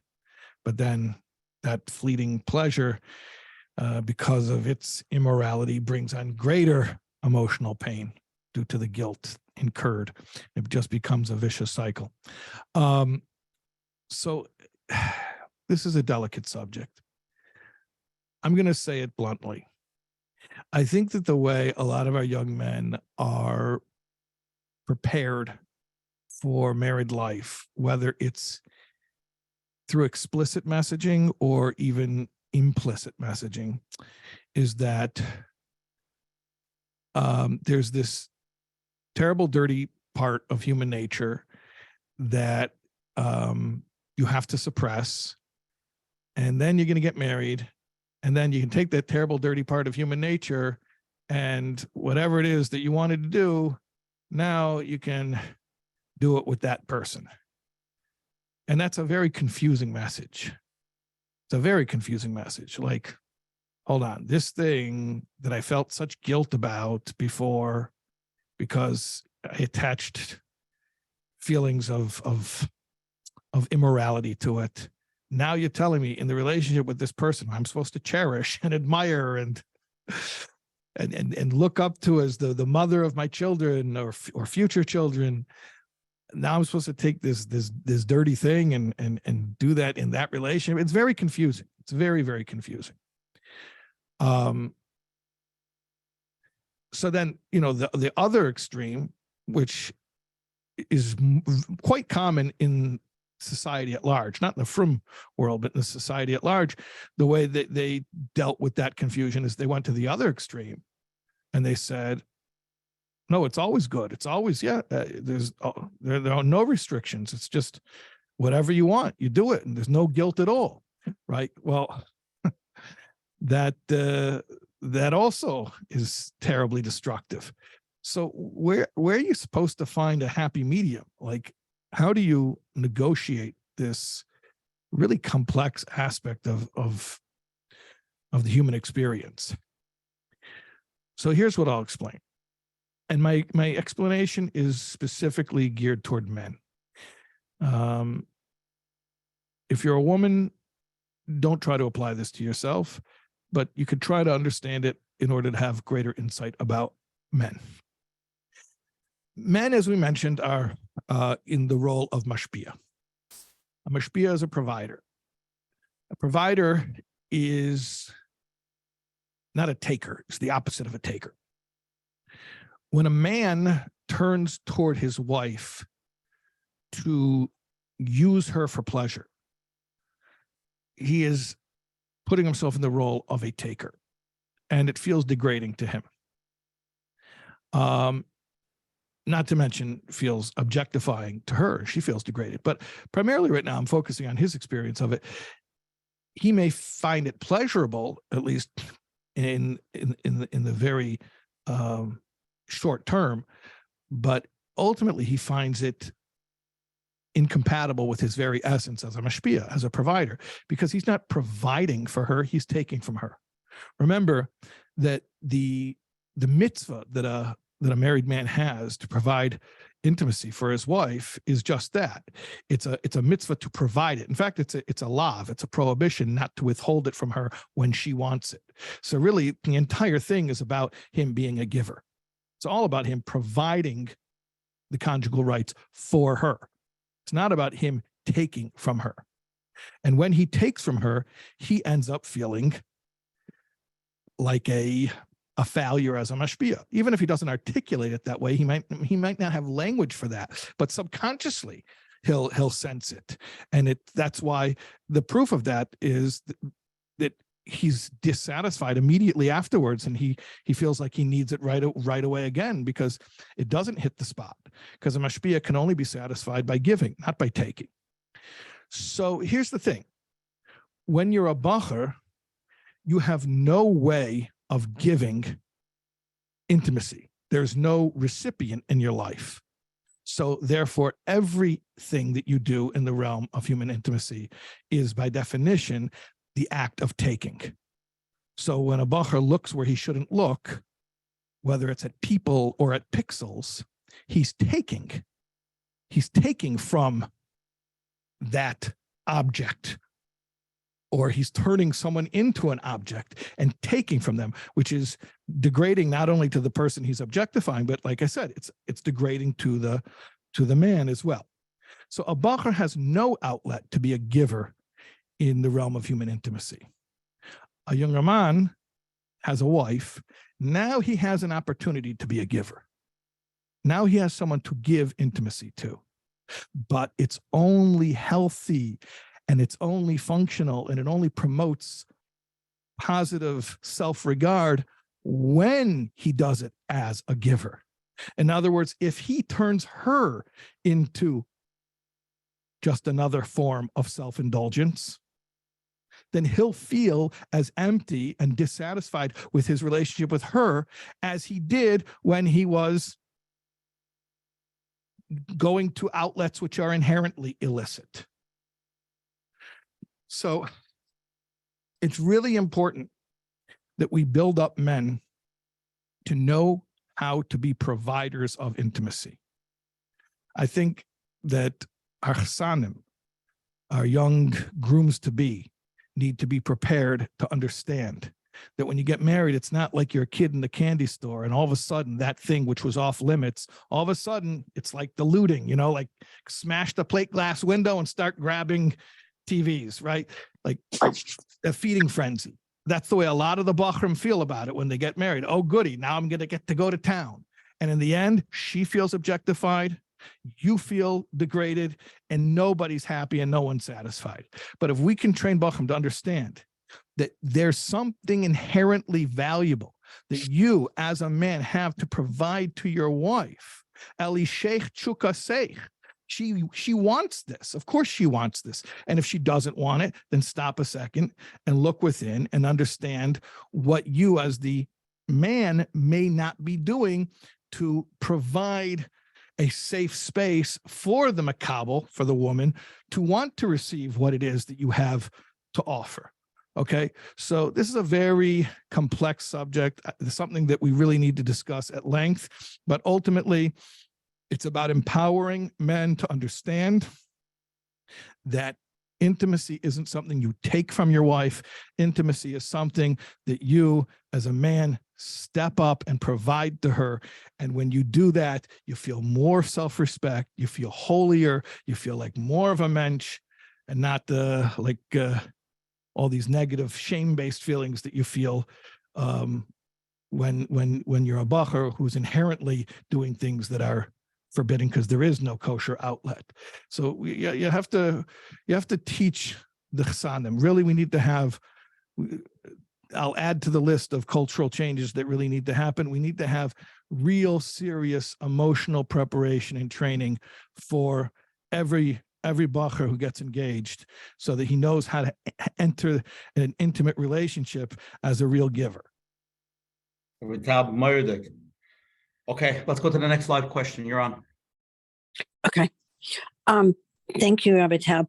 I'm living with a person who's using porn and throwing money at it. And the debts are getting higher and higher, and he's in denial of it.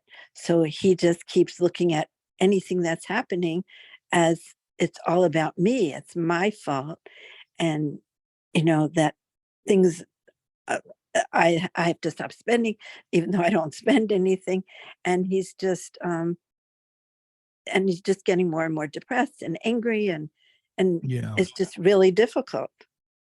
Yeah. But he's in denial of it all. Yeah. It's a very painful situation because you're talking about a frum man. So clearly he's not happy about what he's doing. And when somebody's repeatedly engaging in such a behavior, they must be in a lot of pain to feel that they need that as an escape. And it's very painful. All I can tell you is that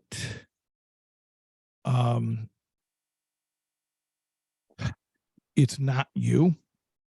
No wife can force her husband to indulge in an improper way. I know that it feels sometimes, or maybe he tries to make it feel like it's you. I think you just said he puts it on you and says that you're the cause of it, but it's not true. It's not true. And his journey is his journey, and God willing, he'll be able to break free of this. But no, it's not you. Thank you very much. This is an addiction that people should go for help, I guess, not that Yeah. we're discussing it tonight, but hopefully they know where to go. Yeah. With that, a very interesting question came in. Let's try to cover this also. I know it's late. I'm coming to the end over here, but there's a lot more to really cover. Very interesting question. A man writes, after the birth of my second child, I experienced a lot of emotional turmoil. When I tried to open up to my Rosh Hashiva and my Rebbeim about it, they dismissed it and said that these feelings were for my wife to have, not for me. I was hurt by the response, and now I don't find comfortable sharing my feelings with anyone. How could someone, a man, talk that will understand emotional struggles that men go through? Just a different version of the same question. Yeah, we keep getting this question because it's so rampant. I called it a crisis earlier, and I do believe it's a crisis. Yeah, we need Torah leadership who is emotionally intelligent and compassionate. And wow. I mean, it's so deeply disillusioning when somebody turns to a Rav with a personal question and receives that kind of rejection. And I don't know, maybe some people would argue and say, oh, I'm sure that the Rosh Hashiva, was his Rosh Hashiva you said? Who said it to? So, I'm sure the Rosh Hashiva didn't say it or he misheard it. Okay, you know what? You can explain away as many of those cases as you want. The reality is, if it even happens once, it shouldn't happen. And I know that it's happened once, and I know it's happened more than once. And it's a crisis. I'm going to actually read another question, a similar question, but I feel Related, okay. Just as a man struggling with shalom bias and currently attending marriage therapy, this is working only so where I could express my feelings about having a difficult time dealing with my spouse. My Rav and my Rebbeim are just saying, be nice, give her more and more. My therapist mostly on her side of the issues. Again, I just feel alone with these issues. Anytime I try to discuss my feelings and my struggles in my marriage, it's just, be nicer, be a better husband. Yeah. So there it's not coming from a Rav, it's coming from a therapist, right? He said the therapist just keeps telling him. About him and the therapist both telling him. Other about him also. Okay, and everyone's okay. And by the way, there's nothing wrong with being nice. I'm a big supporter that we should be nicer to each other. All of us should be nicer to each other. So even husbands who feel emotionally isolated and lonely, they can also try to be nicer to their wives. That's beautiful. That's wonderful. But it doesn't solve the underlying issue that here's a man who feels he's burdened with an extra emotional strain and he's not finding validation. That's a problem. That is a problem. And I mentioned it before, but I'll mention it again.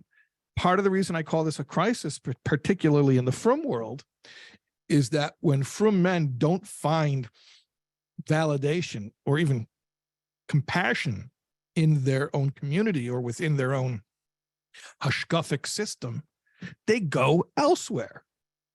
And, today, the biggest threat to the integrity of pure Torah hashkafa in the Frum community, it's not the communists or the maskilim or any of these other groups.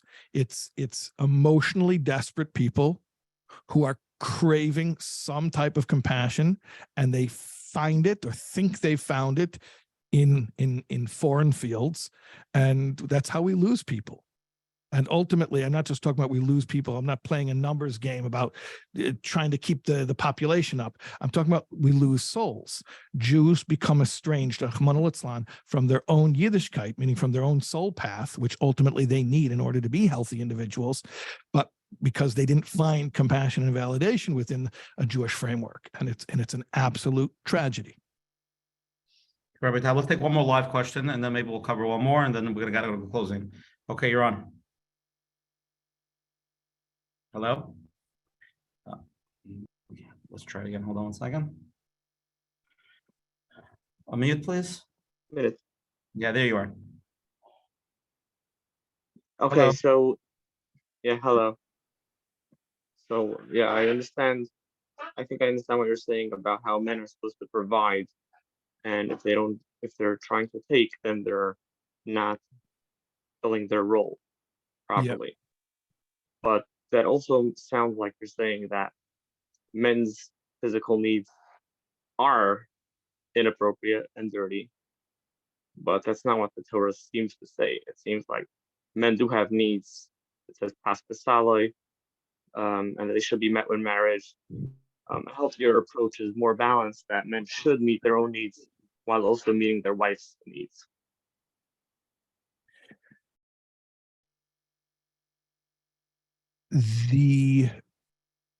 When it comes to, so first of all, I'll recommend chapter 7 of Tanya, where it explains how to sanctify the act of intimacy. The act of intimacy actually can go either direction. It can be elevated to holiness, or it can be denigrated. What's going to determine that outcome is the intent. And for want of more sophisticated terminology, perhaps we'll just say selfless or selfish are the two options here as far as intent. So if one's intent is selfish, just to be mamalet taiva, so the act itself isn't inherently dirty or shameful. To the contrary, the act is potentially holy, which makes it all the more egregious when one takes something that's potentially holy and denigrates it by turning it into a form of self-indulgence. So it's not the act, it's not human sexuality which is dirty. It's selfishness which spoils everything, whether it's sexuality or any other aspect of the human experience. Selfishness is what spoils it.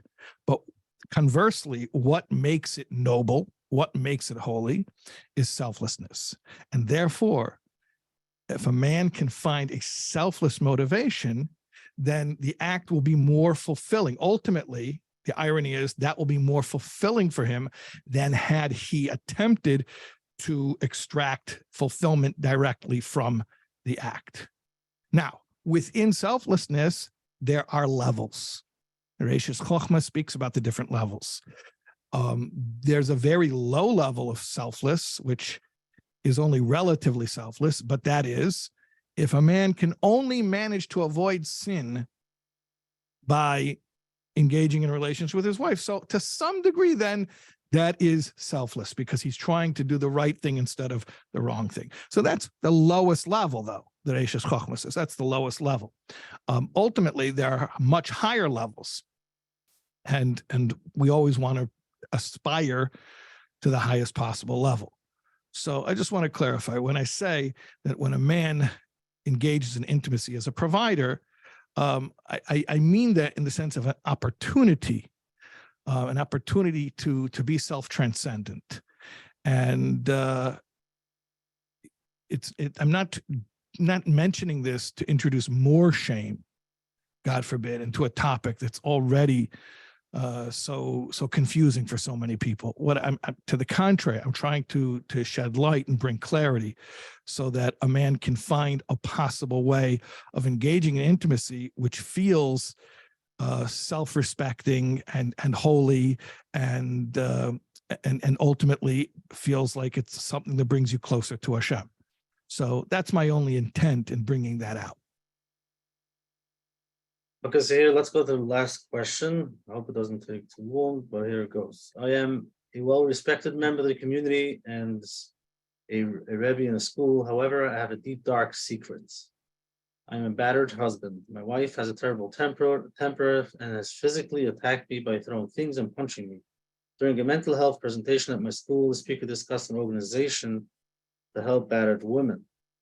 But there was no mention of battered husbands. When I spoke to a big Rav about my situation, he told me that I should be more understanding of my wife's emotions. Yeah, we've heard that a few times tonight. I feel completely alone. I have no one to turn to or talk to about this.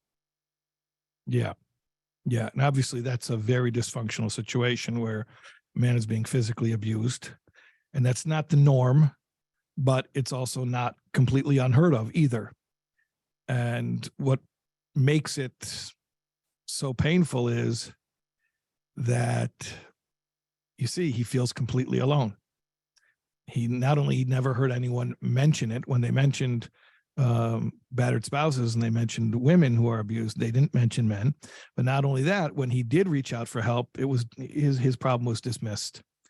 And I think this is indicative of the double standard. And we have to break this. And the only way to do it is through a cultural change. And I let tonight be the beginning of that cultural change. We just need to have more compassion for everyone, for men and for women. So I think just speak more about it, but the question is to who? For those who spoke tonight, which is beautiful and great. However, what are some ideas where, that I have to find somebody they can talk to? Yeah. That's a good question. And, sometimes things have to start grassroots. Sometimes the masses are ahead of the curve before the leadership catches on. So I would put it out there and say, if you were moved tonight, if you heard anything that resonated with you tonight, just be that person for the next guy. And hopefully leadership will take a cue and step up. But we can't wait. We can't wait until they call their meetings and vote their votes and pass their motions. We need to be there for each other today. Marital, Rabbi Taub. Okay, let's go to closing. Start off first again. Shkoyach Rabbi Taub for coming on again. Rabbi Taub, you always knock it out of the park. Always. How do you do it? What's the trick? But really appreciate it, especially last minute on such a powerful topic. And yeah. I'm glad we did it. I'm glad that we opened up this. Really, I'm exhausted right now. This is really painful. This is painful stuff, but I'm really glad we did it. I'm really glad. Yeah, really. Thank you so much for coming down and opening up. And also last minute, I know like a lot of times you like to be prepared. And this was very shotgun style, but Baruch Hashem, it's tremendous. I think we covered a lot of angles, and I think the general concept came out. And like, listen, I'm being honest, like I could see from this program how many different things did change and awareness came about. So hopefully this is the beginning of that also. Again, if anybody wants to join they get the WhatsApp every week, just WhatsApp me at 848-525-0066. I'll send you the flyers every week. And you can go to menachembernfeld.com, get the emails, get all the replays, all the upcoming events. Again, if anybody's here the first time, it's every Sunday night at 9:30. Please join us on this Zoom ID Menachem next week, April 30th. Hopefully Rabbi Joey Haber will join us. If not, Rabbi Shais Taub, we could do what's the roles of women's femininity in today's generation. Worst case scenario, I'll call you Sunday, like around 1. I'll let you know. But listen, we gotta be fair to both sides over here. You know what I mean? But Menachem, and then hopefully Rabbi Daniel Katzmer is going to be joining us on a very powerful topic. Should be the laws of attraction, hopefully, which is a very powerful topic, and he's very deep. So please join us as well. Everything is recorded. Menachem will be on menachembernfeld.com. If anybody has any questions, please email coachmenachem@gmail.com. If anybody has questions for Rabbi Taub, you can go to his website, Soul Words. Yep. Soulwords.org. You can have his contact information, everything over there. Join his shiurim, his different things that he runs. I know some people joined some of his parenting classes. They were very, very happy they did. So please be in touch with him. Again, thank you to all the advertising sponsors, the Lakewood Scoop, Ellie and Ariel from 5 Town Central, Chayla Kaufman from JCN, and Mrs. Mika Sofer from COL for posting tonight. And I'm going to go to closing the Menachem and Rabbi Taub. I'll leave it to you at the end. Again, Shkef for coming on. Like I said before, we gotta cover all the topics. I tell people, if you have anything, please let us know. If you have Rabbanim, please let us know. That's half topics. We try to cover everything. We're not trying to shy away from anything. And which, again, not everything has the magic answer. I told Rabbi Taub before he comes on tonight, we want everything a clear answer and a clear derech. But I don't think that's possible. But he did the best he could, and just awareness itself is worth a lot. Awareness, like they say, right? So the refuah for a thing is just understand first what the issue is. Yes, then figure out. So I think we did that part tonight, and hopefully it's the beginning of some good things for everybody, and just even for the women to understand the men's struggles, and the men themselves to understand their own struggles, and rabbanim and therapists. I guess men are human also, shockingly enough. Coach Menachem, I'd like you to wrap it up, and then I'm going to pass it over to Rabbi Taub. Thank you very much. Yeah, it is a heavy topic, and there are lonely people. There are people who feel they don't have who to talk to, and I think it's not only men. It goes both ways. Men, women, many people out there who are not getting what they need, and don't have where to talk to, who to talk to about this. Maybe they tried and they just got pushed back, and it's hard to find the right person, whether it's the Rav or therapists.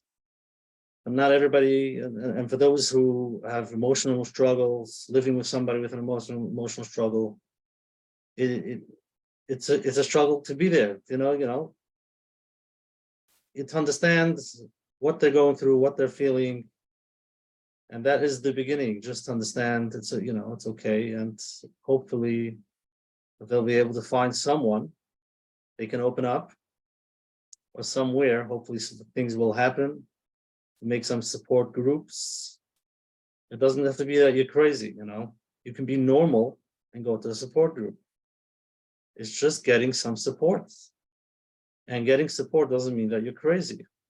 We all need support. Sometimes you can get it at home, sometimes more, sometimes less. Everybody has their things. But like we heard, it's important to recognize that for our kids. The adults might think, okay, it is what it is.